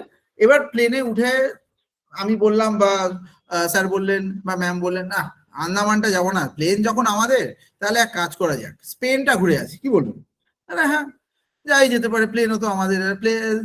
পাইলটকে বললাম, আপনি স্পেনের রাস্তা চেনেন তো? তো পাইলট বলে, হ্যাঁ হ্যাঁ ও তো অনলাইনে দেখে নেবো। পাইলট আমাদের নিয়ে নামালো। আমরা 12টায় প্লেনে উঠেছিলাম, স্পেনেতে নামলাম হচ্ছে ধরে নেওয়া যাক, স্পেনেতে নেমে দেখলাম স্পেনের এয়ারপোর্টের ঘড়িটায় দেখলাম 5টা বাজে। আবার অঙ্ক বলছি, আমরা যখন কলকাতা এয়ারপোর্ট থেকে উঠেছি তখন কলকাতা এয়ারপোর্টের ঘড়িতে 12টা বাজে। আর আমাদের কারোর হাতে কোনো ঘড়ি নেই, আমাদের কাছে কোনো মোবাইল ফোন নেই, অর্থাৎ আমরা টাইমিং ওইভাবে দেখছি। স্পেনেতে নামলাম, স্পেনের টাইমিং দেখলাম, ও বাবা 5টা বেজে গেল। প্লেনের গতিবেগ হচ্ছে 1000 কিলোমিটার পার আওয়ার। প্লেনের গতিবেগ কত? 1000 কিলোমিটার পার আওয়ার। তাহলে তো নিশ্চয়ই আমার যাওয়ার যে টোটাল সময়টা লাগবে সেটা তোমরা বলবে যে, ভালো করে আবার বলছি, 12টায় প্লেনে চড়েছো আর প্লেনটায় উঠলে যখন নামলে তোমরা তখন সেখানে বাজে হচ্ছে 5টা, ঠিক আছে। 12টায় প্লেনে চড়েছো, 5টায় প্লেন থেকে নামলে। প্লেনের গতিবেগ হচ্ছে 1000 কিলোমিটার পার আওয়ার। তাহলে দূরত্বটা কত? কি মনে হচ্ছে স্যার? 5 ঘন্টা আর 1000 কিলোমিটার পার আওয়ার, তাহলে 1000 ইন্টু 5 কত হয়? 5000।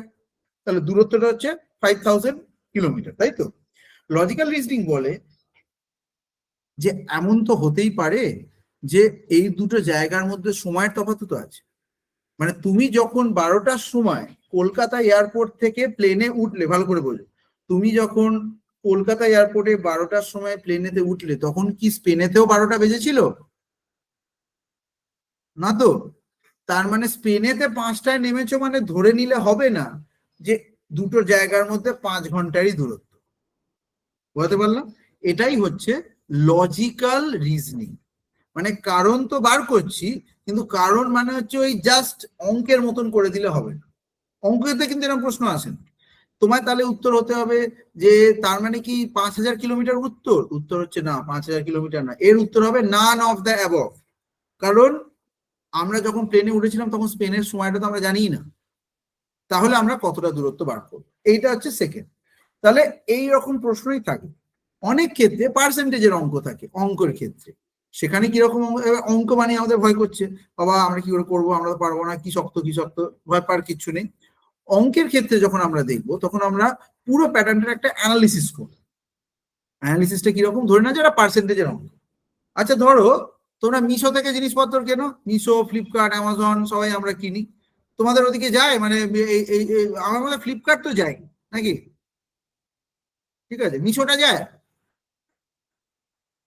বাহ, মানে অ্যাম্বুলেন্স যাক না যাক মিশো ফ্লিপকার্ট ঠিক চলে যাবে, ঠিক আছে, তা ভালো।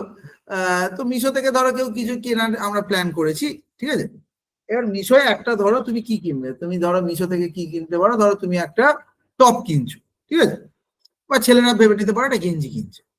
গেঞ্জির দাম ধরো 400 টাকা। ভালো, মিশো বলছে 50% ডিসকাউন্ট দিয়ে 400 টাকায় দিচ্ছি, তুমি খুব খুশি হলে। তাহলে আসল দামটা কত থাকবে?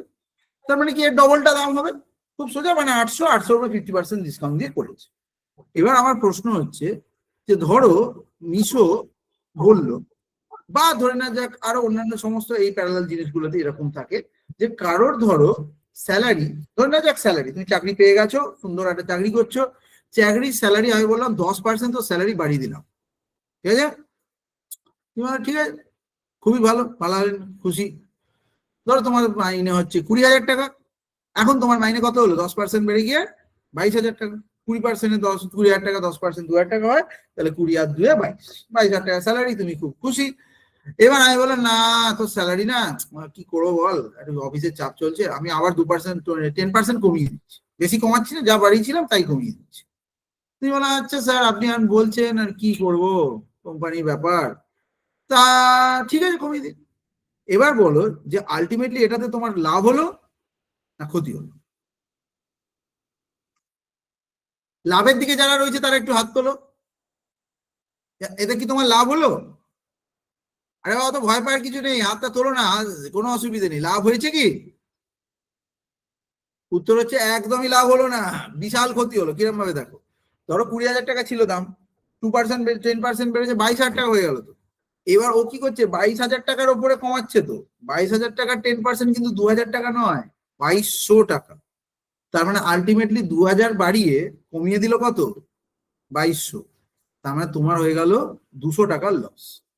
এই হচ্ছে লজিক্যাল রিজন। পরীক্ষা কি দেবে, একজনের স্যালারি 10% বেড়ে 10% কমলো, তাহলে কি কোনো কিছু চেঞ্জ হলো? একবার থাকবে অপশনেতে নো চেঞ্জ, একবার থাকবে পজিটিভ চেঞ্জ, একবার থাকবে নেগেটিভ চেঞ্জ, এটা অনেক কিছু কীর্তিকলাপ থাকে, কিন্তু আলটিমেট উত্তরটা কি, লস। আচ্ছা এর উল্টো রাস্তাটা ভাবি, ঠিক আছে?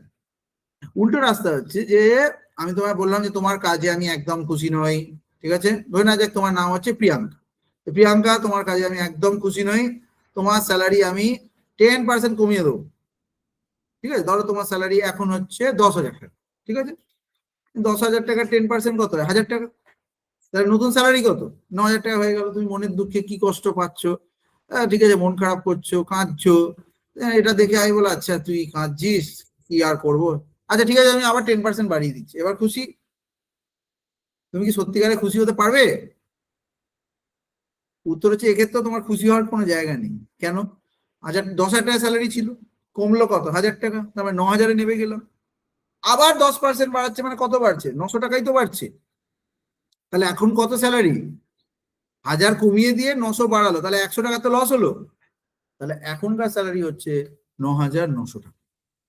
তো এই পুরো প্যাটার্নটাকে আমাদেরকে ভাবতে হবে, আমাদের রেগুলার বেসিসের অঙ্কগুলোর মধ্যে ইনকর্পোরেট করতে হবে। ইনকর্পোরেট শব্দটার অর্থ কি, বাস্তবায়িত করা। বাস্তবায়িত করা একটু শক্ত বাংলা হয়ে যাচ্ছে। ধরে নেওয়া যাক যে আমরা যেটা ভেবেছি সেটাকে করে দেখা, বাস্তবে নিয়ে আসা। এবার ধরো আর একটা ছোট জিনিস নিয়ে তোমাদের বলি, যে যারা শুধুমাত্র পড়াশোনা নিয়ে যেতে চাও তাদের জন্য আর একটা ছোট রাস্তা থাকবে। NEP, ন্যাশনাল এডুকেশনাল পলিসি একটা হয়েছিল, সেটা 2020-তে গভর্নমেন্ট করে। সেক্ষেত্রে কিন্তু তোমরা অনেকগুলো স্কলারশিপ পাওয়ারও এই মুহূর্তে যোগ্য, ঠিক আছে? এদের মধ্যে ইন্দিরা গান্ধীর একটা বিশেষ স্কলারশিপ রয়েছে, যেক্ষেত্রে সিঙ্গেল ডটারদের জন্য, মানে যাদের, যেসব মেয়েদের ভাই বোন নেই, আবার বলছি যেসব মেয়েদের ভাই বা বোন নেই তাদের জন্য এটা, মানে সিঙ্গেল চাইল্ড হিসেবে পেতে পারে।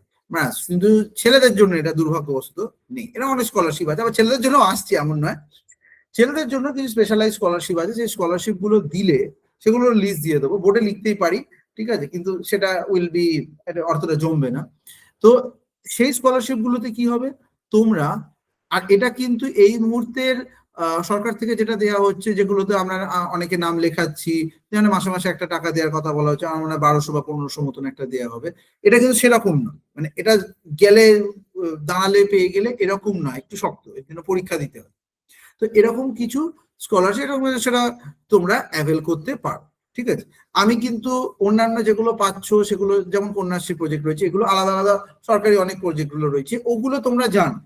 আমি সেইগুলোই বলছি যেগুলো সাধারণত জানা নেই। আচ্ছা, এর পরের বারে রয়েছে যে এবার যদি আমরা একটু দেখি যে এডুকেশনাল সাইকোলজি অ্যান্ড কাউন্সিলিং এর রেসপেক্টে কি তোমরা আসতে পারো? সাইকোলজিক্যাল কাউন্সিলিং, স্যার এটা তো খুব শক্ত শব্দ বললেন। সেটা হচ্ছে বাংলাটা আরো ভয়ঙ্কর, ঠিক আছে, মনস্তত্ত্ববিদ্যার প্রয়োগ, তো বুঝতেই পারছো আরো ভয়ঙ্কর ব্যাপার। তো আমরা সাধারণত দেখব যে এই এডুকেশনাল কাউন্সিলিং বলছি, স্কুল কাউন্সিলর হয়, কেরিয়ার কাউন্সিলর হয়, আর লার্নিং কাউন্সিলর হয়। মানে কি কাজ, যেমন আজকে আমি তোমাদের কাছে এসেছি, আমি একজন প্রফেসর হওয়া সত্ত্বেও আমি কিন্তু অনেক ক্ষেত্রে স্টুডেন্টদেরকে কেরিয়ার নিয়ে কি করতে হবে কি না করতে হবে এগুলো নিয়ে সাজেশন দিয়ে থাকি। তাহলে এক্ষেত্রে আমি তোমাদের টিচারও বটে, আবার আমি তোমাদের কাউন্সিলরও বটে। তো তোমরাও যেটা হবে এডুকেশন নিয়ে পড়াশোনা করা বা বেঙ্গলি নিয়ে পড়াশোনা করার সাথে সাথে যেটা বুঝতে পারবে যে আমরা কি নিয়ে কাউন্সিলিং করতে পারি। তার মানে কি হচ্ছে, আমাদের এই মুহূর্তের এডুকেশনাল ফিল্ডে কি কি অপশন রয়েছে সেটা প্রথমে জেনে নিতে হবে। সেই জেনে নেওয়ার অপশনটাকে পরবর্তীকালে আমাদেরকে অ্যাপ্লাই করতে হবে। এগুলোর লিস্টগুলো আমি তোমাদেরকে আলাদা করে দেব। আচ্ছা, এবার তোমাদের মধ্যে অনেকের আমার এবং তোমাদের মতন স্টুডেন্টদের একটা প্রশ্ন থাকে যে স্যার রিসার্চে কি আমরা যেতে পারি? উত্তর হচ্ছে হ্যাঁ, মানে মাস্টার্স ডিগ্রি করবার পরেতে পিএইচডি রিসার্চেরও রাস্তা কিন্তু খোলা রয়েছে। অনেকেই পিএইচডি নিয়ে একটু ভয় পায়। পিএইচডির জন্য কি করতে হয়? পরীক্ষা দিতে হয়, তার নাম হচ্ছে ইউজিসি নেট। আর এবার নামটা বলি, নেট মানে জাল, ঠিক আছে? ইউজিসি একটা জাল বিছিয়ে রেখেছে, সেই জালটা দিয়ে তোমাদেরকে ধরা হবে, ঠিক আছে? তোমাদের মধ্যে যেসব মাছগুলো ভালো রয়েছে, মানে ইউজিসি মাছ ধরতে বেরিয়েছে, ঠিক আছে? যেসব মাছেতে ভালো ভালো মাছ রয়েছে তাদের নিয়ে নেবে, বাজে মাছগুলো ফেলে দেবে। এবার তুমি সেই জালেতে ধরা পড়তে চাও কিনা সেটাই হচ্ছে ইউজিসি নেট পরীক্ষা। কবে হয় স্যার? বছরে দুবার হয়, জুনেতে হয়, ডিসেম্বরে হয়। কি মাসে? June December. আবার বলছি জুন আর ডিসেম্বর, তার মানে কি কিছুদিন আগেই পরীক্ষা হয়েছে, সামনে আবার জুনে পরীক্ষা রয়েছে।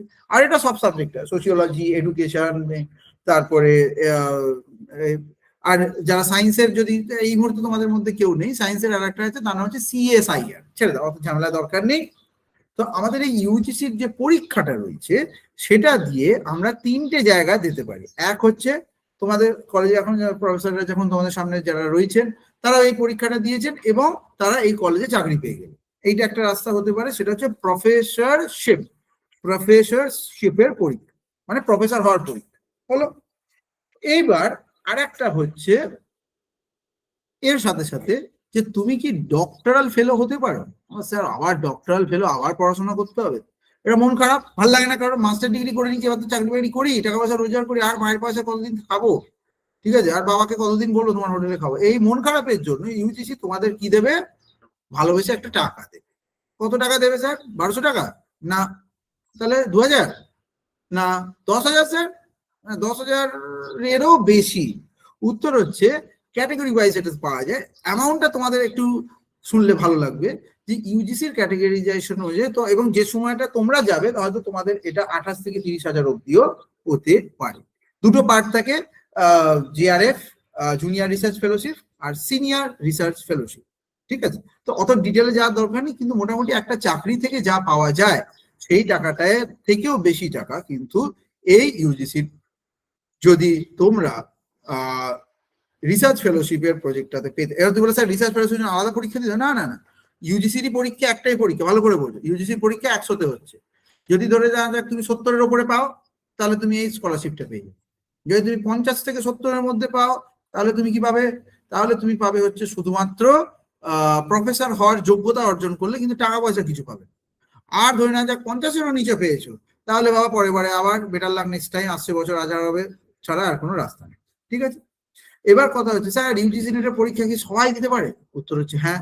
জীবনের শেষ দিন অব্দি দিয়ে যেতে পারো? উত্তর হচ্ছে হ্যাঁ। তো এখানে কোনো অসুবিধা নেই, একটাই অসুবিধা 28 বছর বয়স, আর এসসি এসটি যদি হয় তাহলে 33 বছর অব্দি যদি তোমাদের এক্সটেনশন, মেয়েদের ক্ষেত্রে আরো 2 বছর এক্সট্রা 30 বছর।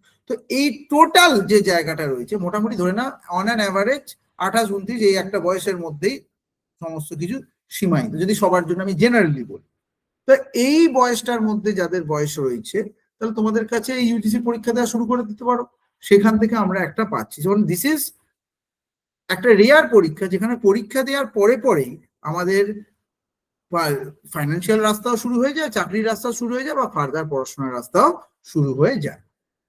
আচ্ছা, এছাড়া যারা ধরো এনজিওতে কাজ করতে চাও, এমন অনেক এনজিও আছে যারা কিন্তু এডুকেশন নিয়ে কাজ করে। ওকে, ন্যাশনাল এডুকেশন পলিসির আন্ডারে যেসব প্রজেক্ট গুলো হয় সেখানে এডুকেশনের স্টুডেন্টদের প্রচুর ভাবে নেওয়া হয়, অনেক অনেক সংখ্যায় নেওয়া। তাদের কাজ কি থাকে? শিক্ষার প্রসারের জন্য বিভিন্নভাবে সরকার এবং বেসরকারি জায়গাগুলোতে গিয়ে এক্সপোজার গুলোকে বাড়ানো। এই রাস্তাটা আমরা নিতেই পারি, আমরা এগুলো করতে পারি। এই জায়গাগুলোতে চাকরি পাওয়াটা কি সোজা স্যার? উত্তর হচ্ছে হ্যাঁ।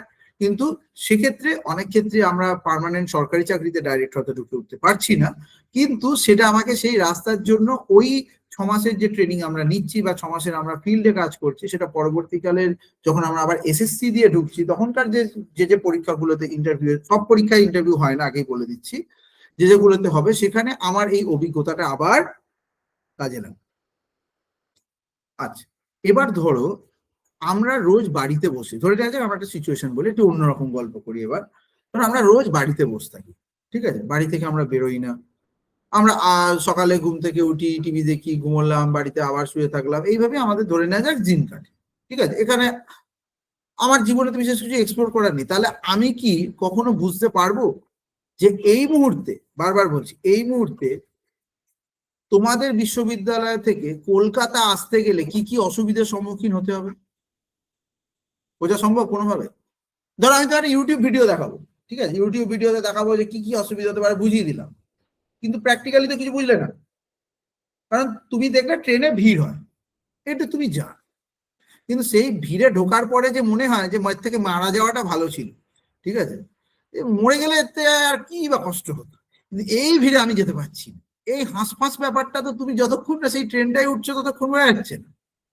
ধরো বনগা লোকালে তুমি 8টা 8-এর বনগা লোকালটা ধরেছো, ঠিক আছে, কলকাতা আসছো, বুঝতেই পারছো কি অবস্থা হবে। বা কেউ ধরে নেওয়া যাক দার্জিলিং যাওয়ার প্ল্যান করেছে, ঠিক আছে, আর সে জেনারেল কম্পার্টমেন্টে দার্জিলিং যাবে উইদাউট এনি বুকিং, তাহলে তোমরা দেখবে শিয়ালদা স্টেশনে যে লাইনটা পড়ে সেটা প্রায় ব্যাগের লাইন পড়ে, bag bag bag bag bag, মোটামুটি 600 ব্যাগ পড়ে রয়েছে, সিট আছে 90টা, মানে 90 জনের সিটে 600 জন যাবে। আর এটা যদি খুব ভালো দিন হয়, রবিবার শনিবার হলে তো সেটা 4 অঙ্কে চলে যায়। তো এইভাবে সেই লোকটা যাতায়াত করছে, তার মানে আমরা প্রবলেম গুলো বুঝলাম। দ্বিতীয়, আমি যদি বলি বেন অ্যান্ড জেরি বলে একটা আমেরিকান কোম্পানি আছে, কি সুন্দর আইসক্রিম বানায় জানো, ওফ এত ভালো খেতে, খেলেই মনে হবে যে মরে যাওয়ার আগে এইটাই খাবো, খুব ভালো খেতে। তোমরা নিশ্চয়ই টেস্টটা পেয়ে গেছো, কি ভালো লাগছে না তোমাদের খেয়ে? লাগছে কি? লাগছে না তো? স্যার তো মুখে বললেন, খাচ্ছেন কোথায়? সো এক্স্যাক্টলি সেটাই বলছি, যে যারা ভাবছো যে সরকারি চাকরি তো পাওয়া একটু শক্ত, আমি তো পড়াশোনায় খারাপ, আমি সব ভুলে যাই, আর এই ভেবে নিয়ে কিছু না করে বসে আছো, তারা তো কোনোদিন বুঝতেই পারছে না যে কি অসুবিধার সম্মুখীন হতে হতে পারে, বা কোন জিনিসটা একটু সোজাও হতে পারে। মানে যে রোজ ট্রেনে যায় সে জানে যে 8টা 8-এর বনগা লোকালে প্রচন্ড ভিড় হলেও 9টা 12 বনগা লোকালটা কিন্তু একটু হালকা থাকে। এটা কিন্তু গুগলে লেখা নেই বা ট্রেনের চার্টেতে লেখা আছে। এখন ওই ট্রেনের ওই অ্যাপটার নাম কি, মাই ট্রেন সাথী না এরকম একটা কিছু একটা আছে, ঠিক আছে, আমি যখন মাঝে মাঝে ট্রেনে চড়ি তখন আমি ওটাকে ইউজ করি। ইউটিএস হচ্ছে টিকিট কাটার জন্য, আর একটা মনে হচ্ছে ওয়্যার ইজ মাই ট্রেন, ঠিক আছে, এটা এখন সবাই ব্যবহার করে, ওয়্যার ইজ মাই ট্রেন আর ইউটিএস। ইউটিএস এ কতটা ট্রেন লেট হচ্ছে সেটা দেয়, সরি ওয়্যার ইজ মাই ট্রেনে কতটা লেট হচ্ছে দেয়। এটা কি দেয় যে ট্রেনে এই মুহূর্তে প্রচন্ড ভিড়, উঠবেন না, চাপ আছে, কিছু দেয় না। তো আমাদেরকেও পরীক্ষা দিয়ে দিয়ে বুঝতে হবে যে আমি কোয়ান্টিটেটিভ অ্যাপটিটিউড পারছি না, আমি ইংরেজি পড়ছি কিন্তু আমার পরীক্ষা দিতে গিয়ে মনে পড়ছে যে আমি ইংরেজি পারছিলাম, বা আমি অঙ্ক জানি আমি পারি কিন্তু পরীক্ষা দিতে গিয়ে আমার অবস্থা খারাপ হয়ে যাচ্ছে। তো আমাকে প্রত্যেক সময়তে রেগুলার বেসিসে এই পরীক্ষাগুলোকে দিয়ে যেতে হবে। কি হতে পারে ম্যাক্সিমাম আমরা একটা ফেলিওর পেতে পারি। ফেলিওর মানে কি, যে পরীক্ষায় আমার নামটা এলো না, প্রথম পরীক্ষাটাতে এলো না, ঠিক আছে, দ্বিতীয় পরীক্ষাটায় হয়তো চলে এলো, হয়তো তৃতীয় পরীক্ষাটাতে পেলাম না, কিন্তু চতুর্থ পরীক্ষাটাতে চলে এলো। কিন্তু আমি যে পোস্টের জন্য অ্যাপ্লাই, অনেক ক্ষেত্রেই রেলওয়েজের যে পরীক্ষাগুলো হয়, রেলের পরীক্ষা তোমরা দিতে পারো, রেলওয়েরও group A B C D করে পরীক্ষা, ধরো গ্রুপ ডির পরীক্ষাটাতে তুমি পেলে, কিন্তু তোমার মনে হচ্ছে গ্রুপ ডিটায় যাবো না, এটা ঠিক জমছে না, হ্যাঁ আমি একটু ভালো কাজ করছি, তো আমি একটু স্যার অন্য টাইপের কিছু কাজ, আরআরবি আর একটু বেটার পোস্টে কাজ করতেছে। আরআরবি মানে হচ্ছে রেলওয়ে রিক্রুটমেন্ট বোর্ড, ঠিক আছে। আরআরবি আর একটা পরীক্ষা হয় রিজিওনাল রুরাল ব্যাংক। রিজিওনাল মানে হচ্ছে এলাকা ভিত্তিক, রুরাল মানে হচ্ছে গ্রামীণ, ব্যাংক মানে তো তোমরা জানোই তার মানে গ্রামের দিকের যে ব্যাংকগুলো যে রিজিওনাল রয়েছে সেই জায়গাগুলোর যে বড় একটা সার্কেল রয়েছে সেই পুরো প্যাটার্নটার জন্য কিন্তু কাজ করা হয়। যাই হোক, সেগুলো আমরা পরবর্তীকালে তোমাদের এই লেখার মধ্যে সেগুলো থাকবে, সেই রাস্তাটাও খোলা রয়েছে। তো আমাদের কি করতে হবে, প্রতি মুহূর্তে চেষ্টা করতে হবে।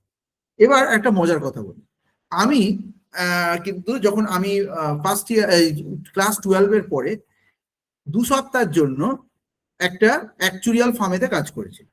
অ্যাকচুরিয়াল ফার্ম কি বোঝানো খুব মুশকিল।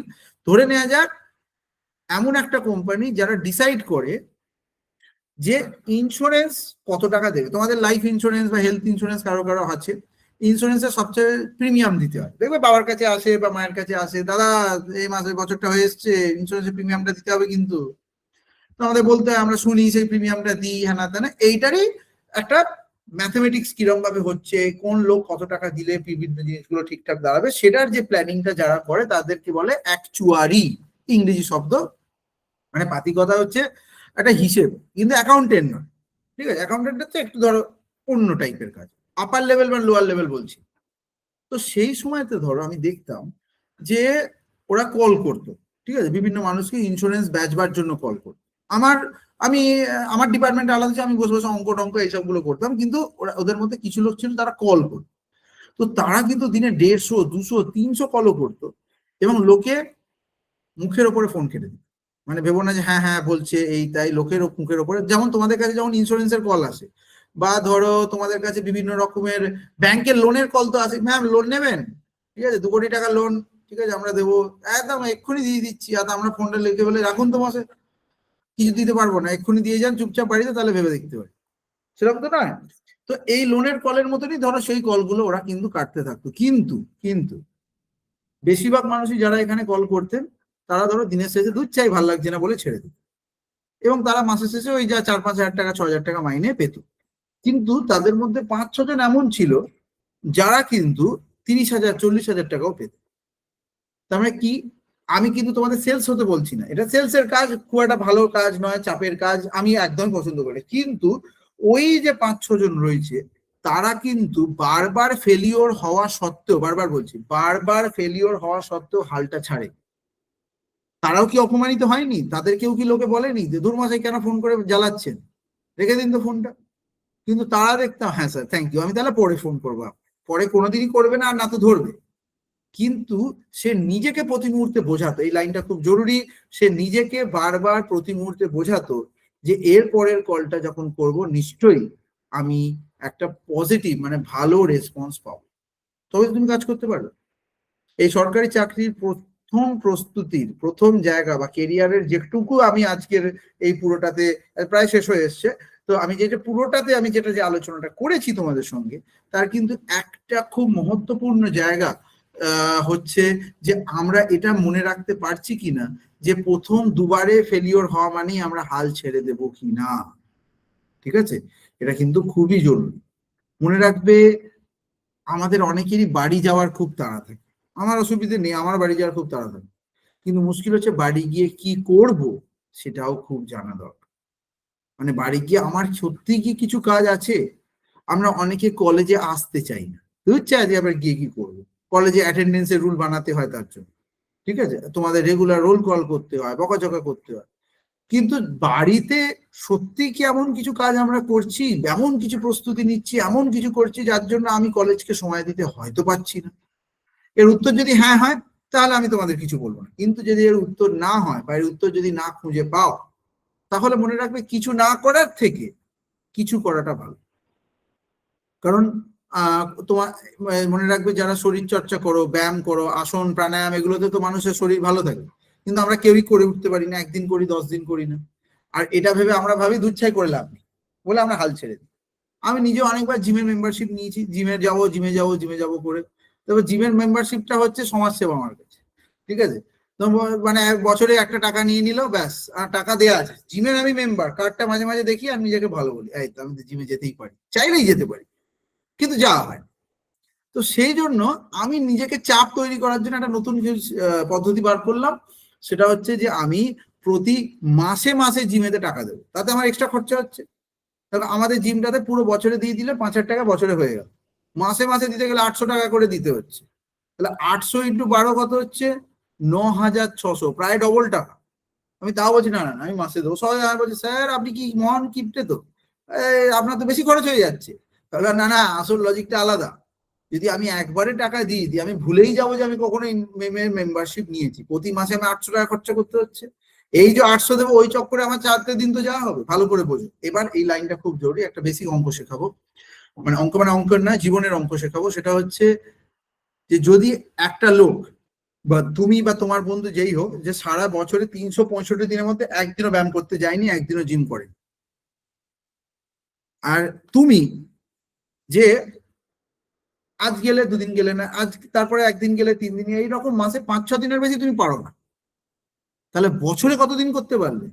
5 গুণ 12, তার মানে 60 দিন। আর তোমার বন্ধু 0, তার মানে তার থেকে তো তুমি 60 গুণে গিয়ে রয়েছো। ব্যাস, এটাই হচ্ছে জীবনের সব থেকে বড় পাথর। আমি জীবনকে এইভাবেই সবসময় দেখে এসেছি। খুব এমন নয় যে জীবনটা অনেকটা দেখে ফেলেছি, অনেকটাই দেখা বাকি আছে, কিন্তু যেটুকু দেখেছি তার মধ্যে আমার মনে হয়েছে যে আমি সবসময় 60 দিনটাকেই চুজ করেছি। তোমাদেরকেও তাই চুজ করতে হবে, যে খুব ভালো করে করব কোনোদিন এই ভেবে যদি ভাবো যে একদিন আমি এমন কিছু করব পৃথিবী আমাকে সবাই চিনে যাবে, সেই দিনটার জন্য প্রস্তুতি আজকে এই শুক্রবার দুপুরবেলা থেকেই নেওয়া শুরু করতে হবে। কারণ যদি সেরকম না করে উঠতে পারি, তাহলে হঠাৎ করে জীবনে এই শুক্রবারগুলো শনিবার, রোববার, সোমবার, শুক্রবার, শনিবার হয়ে বছরের পর বছর কেটে যাবে। আমাদের সঙ্গে তোমাদেরকে এবার শেষের পার্টটাতে চলে এসেছি, ঠিক কি কি ভাবে করতে হবে। আর একটা যেটা এখনকার আর একটা ছোট জিনিস অ্যাড করব, এআই, আর্টিফিশিয়াল ইন্টেলিজেন্সের ব্যাপারটা আমি তোমাদের অ্যাড করে দেবো। সবার ফোনেতে চ্যাট জিপিটি বা এরকম জিনিসপত্রগুলো রয়েছে। এবার কিছু কিছু প্র্যাকটিক্যাল জিনিস তোমাদের করতে হবে, যেটা এক্ষুনি তোমরা চাইলে তোমাদের ফোনটা বার করেও করতে পারো বা পরেও করতে পারো। 1 নম্বর হচ্ছে কিছু অ্যাপ্লিকেশন তোমাদের ডাউনলোড করতে হবে। 1 নম্বর অ্যাপ্লিকেশনের নাম হচ্ছে লিঙ্কডইন, LINKED, আমি লিখিত আবার দিয়ে দেবো, কোনো চাপ নেই। লিঙ্কডইন, লিঙ্কডইন মানে কি স্যার? ফেসবুক? উত্তর হচ্ছে হ্যাঁ, ফেসবুকই, কিন্তু চাকরি পাওয়ার ফেসবুক। বুঝতে পেরেছো? পড়াশোনা রিলেটেড মানুষ, শিক্ষিত মানুষদের ফেসবুক ধরে নেওয়া যাক লিঙ্কডইন। এই লিঙ্কডইনেতে প্রত্যেকে নিজের অ্যাকাউন্ট খুলবে, আর বিরিয়ানি খেতে খেতে যে ছবিটা তুলেছে ওই ছবিটা দেবে না, যেখানে একটা সুন্দর ভালো করে ছবি দিতে হবে। আর আমি বারবার বলছি স্যার কোটটাই পরে আমার ছবি তুলতে হবে, এমন নয়। একদম যে জামা প্যান্টটা পরে স্কুলে গিয়েছিলে, কলেজে যাচ্ছ, খুব নর্মাল ভাবেই ছবি দিতে পারো, কোনো অসুবিধে নেই। কিন্তু এই প্রোফাইলটার মধ্যে তুমি অনেককে দেখতে পাবে যারা তোমাদের মতনই বা এরকম নর্মাল কলেজ থেকে পড়াশোনা করেও কেরিয়ারেতে উপরের দিকে উঠেছে। ঠিক আছে? আমরা সচিন তেন্ডুলকারকে দেখে বা বিরাট কোহলিকে দেখে ইন্সপায়ার হই বটে, কিন্তু আমার পাড়ার দাদা যদি হঠাৎ করে কিছু বড় করে, তাহলে আমি 10 গুণ বেশি ইন্সপায়ার্ড হব। আবার বলছি যে পরিচিত মানুষ সাকসেসফুল হলে বেশি ভালো লাগে, অপরিচিত মানুষকে নিয়ে আমরা অত ইন্সপায়ার ফিল করি। বোঝাতে পারছি তো? এখানে লিঙ্কডইনটা 1 নম্বর। দ্বিতীয় হচ্ছে এআই এর জন্য তোমরা ফোনেতে জেমিনাই অ্যাপ ডাউনলোড করতে পারো, বা গুগলের রেসপেক্টে তোমরা একটা অ্যাপ ডাউনলোড করে নিতে পারো, সেটাও খুব ভালো, সেটা হচ্ছে ডিপসিক। বা তোমরা চ্যাট জিপিটিও ডাউনলোড করতে। এবার তোমরা স্যার চ্যাট জিপিটি তো আমি জানি আমি করি, আমি মাঝে মাঝে করি, আমাকে জিজ্ঞেস করি যে আমি এই মানুষটার সঙ্গে ডেটে যাবো কিনা, আমায় একটু বলো। বলে আমরা এর থেকে তো ভালো করে সব ইনফরমেশন নিই তো স্যার। ঠিক আছে? বা আমাকে একটা সুন্দর কবিতা লিখে দাও, আমি ফরওয়ার্ড করবো, এগুলো আমরা করি তো স্যার। উত্তর হচ্ছে ওটা চ্যাট জিপিটি নয়। মানে ওটাও চ্যাট জিপিটি, কিন্তু চ্যাট জিপিটি কারণটা তো সেই কারণের জন্য নয়। তো আমাদের ফোনের মধ্যে অ্যাপ হিসেবে ওটাকে রাখতে হবে। ঠিক আছে? ওই গুগলে গিয়ে খালি সার্চ করার জন্য নয়। সেখানে কি থাকবে? সেখানে দরকারি জিনিসগুলো নিয়ে, ধরো এই এডুকেশন নিয়ে আমি তোমাদের যে লিস্টটা করলাম, তুমি চ্যাট জিপিটিকে বলে এটা তুই সেভ করে রাখ। তুমি বলে স্যার আমি তো অত ভালো ইংলিশে টাইপ করতে পারবো না, এ তো মুশকিলে পড়ে যাব। তুমি বাংলায় তো টাইপ করতে পারবে। তো তোমাদের জন্য তৃতীয় অ্যাপ হচ্ছে গুগল জি বোর্ড। জি বোর্ড হচ্ছে বাংলায় টাইপ করার সুযোগ দেয়। ঠিক আছে? মানে বাংলায় লিখতে হবে না, মুখে বলবে এবং ও ওটাকে টাইপ করে দেবে, এবং চাইলে ডাইরেক্ট ট্রান্সলেশনও করে দিতে পারে। ঠিক আছে? এই ডাইরেক্ট ট্রান্সলেটার অ্যাপ বা অটো ট্রান্সলেটার অ্যাপ হচ্ছে চতুর্থ অ্যাপ, যেটা তোমাদের জীবনের জন্য খুব কাজে লাগবে, auto translator app. Auto translator app কি করবে, ধরো একটা শক্ত প্রবন্ধ কলেজের ম্যাম দিয়েছে, ঠিক আছে, একটা নোটস দিয়েছে, তোমার মাথায় কিচ্ছু ঢুকছে না, তুমি পাগল হয়ে যাচ্ছ, ওরে বাবা রে বাবা কি করে করবো, তুমি অটো ট্রান্সলেটর অ্যাপেতে ছবি তুলে ওটাকে দিলে ও তোমাকে বাংলায় তর্জমা করে দিয়ে দেবে। তর্জমা মানে হচ্ছে জিস্ট করে দিয়ে দেবে, তোমার কাছে খুব সুবিধা হয়ে গেল। এবার তুমি সেটাকে নিজের মতন করে নোটস তৈরির ক্ষেত্রেও ব্যবহার করতে পারবে। কিন্তু বারবার বলছি, এটার উপরে পুরোপুরি ভাবে ডিপেন্ডেন্ট হলে চলবে। চতুর্থ যে অ্যাপটা তোমাদের লাগবে, পঞ্চম যে অ্যাপটা তোমাদের লাগবে, 4টে অ্যাপ মোটামুটি মাথায় লাগলো। একটা অটো ট্রান্সলেটর অ্যাপ, দ্বিতীয় একটা এআই এর অ্যাপ বললাম, তৃতীয় আমি কি বললাম যে জিবোর্ড, আর প্রথম অ্যাপটা ছিল লিঙ্কড ইন। এই 4টে রইলো। এবার পঞ্চম অ্যাপটা যেটা নিয়ে কাজ করতে হবে রেগুলার বেসিসে, সেটা হচ্ছে একটা গেম। তোমাদের গেম খেলতে হবে, ঠিক আছে। স্যার আপনি গেম খেলতে বলছেন, তো মহা মুশকিল আপনাকে নিয়ে, এখানে পড়াশোনা নিয়ে বলতেছে আমাদের গেম টেম খেলতে বলছেন। উত্তর হচ্ছে গেমটা কি খেলবে, সাবওয়ে সার্ফার, ক্যান্ডি ক্রাশ, তা না, তোমাদের ইচ্ছে মতো যে কোনো একটা গেম তোমাদের চুজ করতে হবে, ঠিক আছে। আমি স্যারকে বলে দেবো। তো যারা যারা আমার সঙ্গে, এরপরে একটা প্রশ্নোত্তরের সেশন আমি থাকবেই, তো তারা আমার সঙ্গে যোগাযোগ করতে পারো, ডাইরেক্ট যোগাযোগ করতে পারো যে স্যার কি অ্যাপটা ডাউনলোড করবো, আমি কি গেম খেলবো বলুন তো। যেমন তুমি বলতে আপনি কিছু খেলেন, আমি তোমার ছোট্ট একটা জিনিস দেখাই, যে আমি যে গেমটা খেলি সেটাই যে ডাউনলোড করতে হবে সেরকম নয়, একদমই বারবার না করে দিচ্ছি, ঠিক আছে। কিন্তু যদি চাও সেটাও করতে পারো, সেটা খুব মজার একটা খেলা, সেটার নাম হচ্ছে ছোট্ট একটা স্ক্রিনেতে তোমাদের দেখাই, সাধারণ গেম, আহামরি কিছু না। স্যার আপনি খেলছেন মানে বিশাল আহামরি কিছু গেম হবে, এইটা হচ্ছে সেই গেমটা, ঠিক আছে। আচ্ছা এইখানে দেখো, এই যে অ্যারো গুলো রয়েছে, এই অ্যারোটা কোনটা কোন দিক দিয়ে বেরোবে, এটা একটা নির্দিষ্ট সময়ের মধ্যে আমাকে শেষ করতে হবে, ঠিক আছে। এটার নামই হচ্ছে অ্যারোস। তুমি বলছি স্যার এই অ্যারো গেমটা আপনি খেলছেন, এ তো বাচ্চাদের খেলা মনে হচ্ছে। উত্তর হচ্ছে অতটাও নয়, কারণ দেখো কোন গ্রিডটা কত জায়গাতে রয়েছে, ঠিক কোন সময়ের মধ্যে কতটা বাঁদিকে সরবে, this all things are associated. না না স্যার আমার অ্যারোটারও ভালো লাগে না। এরকম আরো অনেক গেম রয়েছে যেগুলো তোমাদের ভাবতে সাহায্য করবে, প্রত্যেক মুহূর্তে তোমাদের ভেবে করতে হবে। যেমন একটা আছে মিস্ট্রি রুম। মিস্ট্রি রুম এরকম একটা গেম যেখানে হচ্ছে একটা রহস্য ভেদ করতে হবে প্রত্যেক মুহূর্তে, একটা প্রবলেমকে সলভ করতে হবে, তারপরেই হবে। এর মধ্যে লজিক্যাল রিজনিংও আছে। আরো আছে মেমোরি ট্রিক, ছোট্ট ছোট্ট মেমোরি বেসড জিনিসপত্র তোমাদেরকে মনে রাখতে হবে এবং তোমাদের পরের স্টেপেতে সেটাকে করে দেখাতে হবে। এই জিনিসগুলোকে তোমাদের করতে হচ্ছে। আর আজকের পরে তোমাদের আমি জানি না তোমাদের হোয়াটসঅ্যাপ কোনো গ্রুপ বা মানে আপনাদের পাঠানোর সিস্টেমটা মনে হয় মেল করে পাঠানোর ব্যবস্থা আছে, তো যাতে সবার কাছে চলে যাবে আশা করি। তো তাহলে আমি যে লেখাগুলো দিয়ে দেবো এগুলো একটা মোটামুটি স্ট্রাকচার্ড ওয়েতে যেটা ওরা ফলো করতে পারবে, এবং যে যে জিনিসগুলো বলে আমি তো সবই মৌখিক বলে যে সবাই লেখেও নি, তার ধরে নিচে সেগুলোকে আমি লিখিতভাবে দিয়ে দিলাম। বেশি নয়, তোমাদের বোর করবো না যে প্রচুর বড় একটা লেখা 10 পাতার একটা জিনিস আছে, এমন নয়, জাস্ট 2টো কি 3টে পাতা থাকবে, তাতে 2-3টে কথা লেখা থাকবে। এবার সেই কথাগুলো দিয়ে যেগুলো আজকে বললাম তার একটা লিস্ট করা থাকবে, ঠিক আছে। যেমন ধরো সরকারি চাকরির পরীক্ষা তো দেবো, কিন্তু তার লিস্টটা কোথায় পাবো, ঠিক আছে। তার জন্য যে নির্দিষ্ট ওয়েবসাইটটায় গেলে মোটামুটি তারা এরকম 2-3টে ওয়েবসাইট আছে, আমার সাইটেও আছে, এরকম আমার থেকেও ভালো 2-3টে ওয়েবসাইট আছে যারা নিঃস্বার্থভাবে স্টুডেন্টদের জন্য কাজ করেছে, তারা কিন্তু টিউশন পড়ায়, ঠিক আছে। মানে অনেক ক্ষেত্রেই মানুষ এই সাহায্যগুলো তাদেরকেই করে যাদের থেকে কিছু পাওয়ার আশা থাকে, আর কিছু কিছু ক্ষেত্রে মানুষ শুধু ভালোবেসেই করে। তো এরকম 2-3টে সাইট আছে, আমি তোমাদের বলে দেবো, সেখানে গিয়ে তোমরা এই মুহূর্তের কি কি সরকারি চাকরির পরীক্ষা সামনে রয়েছে সেগুলো দেখতে পারো।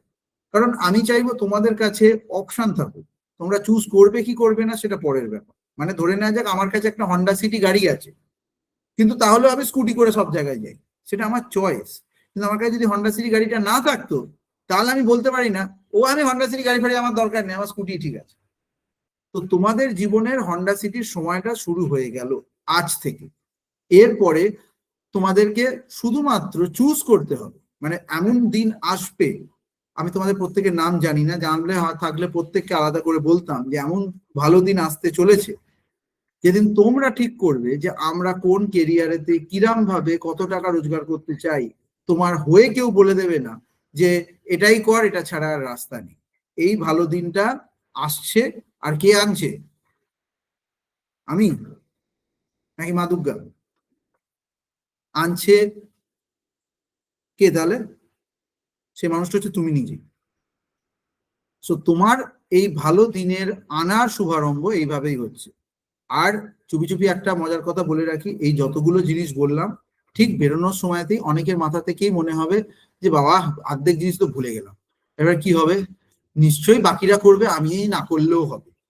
কিন্তু যারা উল্টোটা ভাববে যে বাকিরা থোড়াই না করবে, ছাড় না, ও স্যার বলছে এরা ভুলে যাবে, আমি বরঞ্চ করি, কারণ বাকিরা তো করবে না, তারাই কিন্তু জিতবে। যারা এটা ভাবো, প্রত্যেকে এটা ভাবো যে তুমি একমাত্র যে এই ছোট্ট বিগত 1-1.5 ঘন্টায় স্যার যা কথাগুলো বললেন সেই কথাগুলো মনে রেখে একটু হলেও ফলো করতে পারবে, বাকিরা পারবে না, সেটা হচ্ছে তুমি। এই তুমি যদি এটা ভাবতে পারো, তাহলে বাকিদের ক্ষেত্রে থেকে তুমি একটু হলেও এগিয়ে যাওয়ার রাস্তা নিজের জন্য তৈরি করবে, আর তার মানে ভালো সময় শুভারম্ভ করবে। এভাবেই আরো একবার দেখা হবে, আরো কথা হবে। তোমাদের মধ্য থেকে যদি কারোর কোনো প্রশ্ন থাকে হাত তুলে প্রশ্ন করতেই পারো, I would be very happy to answer.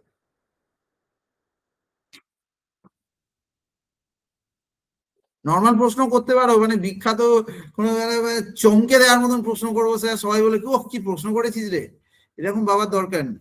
এবার তুমি এরকম বলতেই পারো স্যার পরীক্ষায় 2টো সাপ্লি হয়েছে, আমার কি সরকারি চাকরিতে কাজ আটকে যাবে, আমি কি পাবো না সরকারি চাকরি? উত্তর হচ্ছে তোমার সাপ্লি পরীক্ষার সঙ্গে এটা কোনো সম্পর্ক নেই, তুমি পাস করে শেষ অব্দি যেতে পারছো কিনা, আর পরীক্ষার যে রিকোয়ারমেন্ট আছে সেই 45% মার্কসটা আছে কিনা, ব্যাস এটুকু হলেই হবে। অনেকে এর পরবর্তীকালে হয়তো ওপেন ইউনিভার্সিটি যেতে পারো, ইগনু বলে একটা ওপেন ইউনিভার্সিটি আছে, Indira Gandhi national open university, তাদেরও যারা স্টুডেন্ট তাদের ক্ষেত্রেও সরকারি চাকরি অ্যাপ্লিকেবল, এগুলোর সঙ্গে কোনো অসুবিধা নেই। কেউ বলতে পারে স্যার আমার হাতে একটা ছোট মেলায় গিয়ে একটা ট্যাটু করে ফেলেছিলাম, আমি তাহলে কোনো সরকারি চাকরি পাবো না? উত্তর যেমন কোনো ব্যাপার নেই, ঠিক আছে। ট্যাটুর অনেক নিয়ম রয়েছে, যেগুলো আলাদা করে একটা ছোট্ট করে যদি বলে দিই যে যদি ট্যাটুটা ভিজিবল হয়, মানে যদি দেখা যায় বাইরে, ধর মুখের ওপরে কেউ ট্যাটু করেছে, ঠিক আছে, গালে এখানে ট্যাটু করেছে, একদম খুব ভিজিবল, তাহলে একটু অসুবিধা হতে পারে। কিন্তু কেউ যদি এমন জায়গায় ধরো হাতের এখানে করেছে, সেটা তুমি ফুলাতে জামা পড়ে গেলেই হলো, অতটা অসুবিধা নেই, মানে ভিজিবল জায়গা। আর আর্মির জন্য আলাদা নিয়ম, আপাতত ধরে নিচ্ছি তোমরা কেউ আর্মি টার্মি যাচ্ছ না, আমরা নর্মাল জীবনে অতিবাহিত করছি। আরো তোমাদের হয়ে যদি আরো 2-একটা টেরা ব্যাকা প্রশ্ন করি, স্যার আমার কোনো বন্ধু নেই, আমার কোনো গ্রুপ টুপ হবে না, আমি তাহলে একাই পড়াশোনা করতে পারবো? আর এবার এই প্রশ্নের উত্তর আমি বলবো যে গ্রুপ টুপ হবে না মানে হচ্ছে তোমার চেষ্টাটা করতে হবে। পড়াশোনাতে কিন্তু কম সময়ে যদি বেশি সাকসেস পেতে হয়, তাহলে সমমনস্ক অ্যাটলিস্ট একটা বন্ধু লাগবে। তোমরা হয়তো সবাই সবার বন্ধু নয়, সবাই সবার পরিচিত তো অবশ্যই, তো এই পরিচিত মানুষের মধ্যে একটা বন্ধুকে খুঁজে নেওয়ার চেষ্টা করতে হবে, একতরফাই চেষ্টা হোক, কিন্তু চেষ্টাটা বাবা করতে হবে, কারণ সেভাবেই হয়তো এই পড়াশোনাটা তোমাদের কাছে একটু হলেও ভালো লাগার জায়গা তৈরি করবে, ঠিক আছে। আর তোমাদের হয়েই আমি 3-4টে প্রশ্ন নিজেই করে দিলাম, আর আশা করি কারোর কোনো প্রশ্ন আলাদা করে আছে, এরকম একদম নর্মাল উৎপটাং প্রশ্ন করতেই পারো। আর কেউ এই লজ্জা টজ্জা পেলে হবে না, সামনাসামনি থাকলে আরো ভালো হতো, কিন্তু কি করবো বলো, এই আজকের জন্য পরের বারে অবশ্যই আমি যাব। আর কেউ কেউ হাত তুলছে না, ঠিক আছে, তাহলে ধরে নেওয়া যাক 2টো জিনিস। এক, আমি সবাইকে খুব ভালো করে বুঝিয়ে দিয়েছি, একদম কোনো অসুবিধা নেই, নাহলে কেউ কিছু বুঝতে পারে। যাই হোক, মন ভালো করার জন্য আমি প্রথমটা ধরে নিচ্ছি। আচ্ছা, দেখা হবে আবার। আর এই সেশনের পরে তোমাদের মেল আইডিতে আমি স্যারকে পাঠিয়ে দেবো, so he will send you, তো সেখানেতে একটা স্ট্রাকচারটা পাবে, তারপরে প্রশ্ন থাকলে ওই মেলেতেই উত্তর দিতে পারবে, আমি তোমাদের অবশ্যই সাহায্য।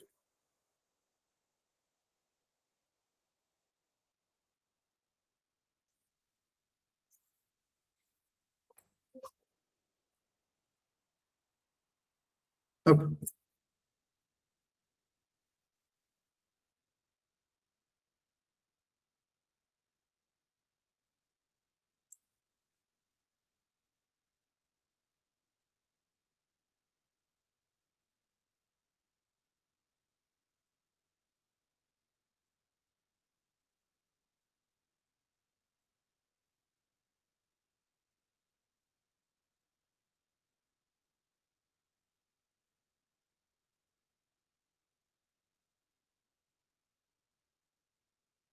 মিউট করা আছে বলে শুনতে পাই। হ্যাঁ, আর আর আর তাহলে এই মুহূর্তের, হ্যাঁ স্যার বলুন। বলে দিচ্ছি আমি আমি ওই ভোট অফ থ্যাঙ্কস এর কথা বলছিলাম আপনাকে। হ্যাঁ হ্যাঁ হ্যাঁ, অন রাখুন স্যার, ঠিক আছে, আমি শুনে নিচ্ছি, তাহলে এক্ষেত্রে আমি অনটা করে দিই।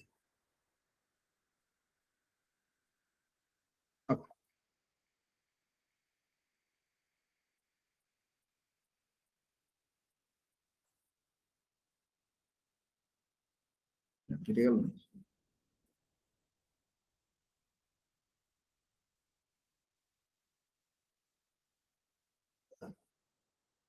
আচ্ছা, আমি এখনো ওদিকটা আসলে শুনতে পাচ্ছি না, মিউট করা আছে কি এখনো? একটু আনমিউট করে দেবে।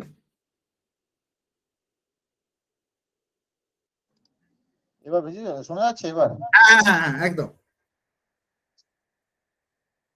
আচ্ছা, আমরা আশা রাখি যে ভবিষ্যতে আপনি আমাদের এখানে আসবেন এবং মাঝে মাঝে আমাদের সময় দেবেন, এবং অবশ্যই আহ, অবশ্যই। পরবর্তীকালে আপনাকে আমরা আমাদের এই মঞ্চে পাবো। ফিজিক্যালি আপনি আপনার বক্তব্যগুলি আমাদের এই স্টুডেন্টদের দেবেন। আমি পরবর্তীকালেও আমাদের এটা এডুকেশন ডিপার্টমেন্ট থেকে হয়েছে, পরবর্তীকালে আমরা আমাদের জেনারেল স্টুডেন্টদের আপনার কাছে নিয়ে আসবো, এবং মহাবিদ্যালয়ের কর্তৃপক্ষের তরফ থেকে এই অনুষ্ঠানটি সফলভাবে সম্পাদন করার জন্য আপনাকে কৃতজ্ঞতা জানাচ্ছি। ধন্যবাদ ডক্টর সৌরভ দাস মহাশয়। Thank you. ঠিক আছে স্যার, আমরা আপনাকে আমরা ডিল করছি এবার। আমি ওকে আপনাকে ওকে, ভালো থাকবেন।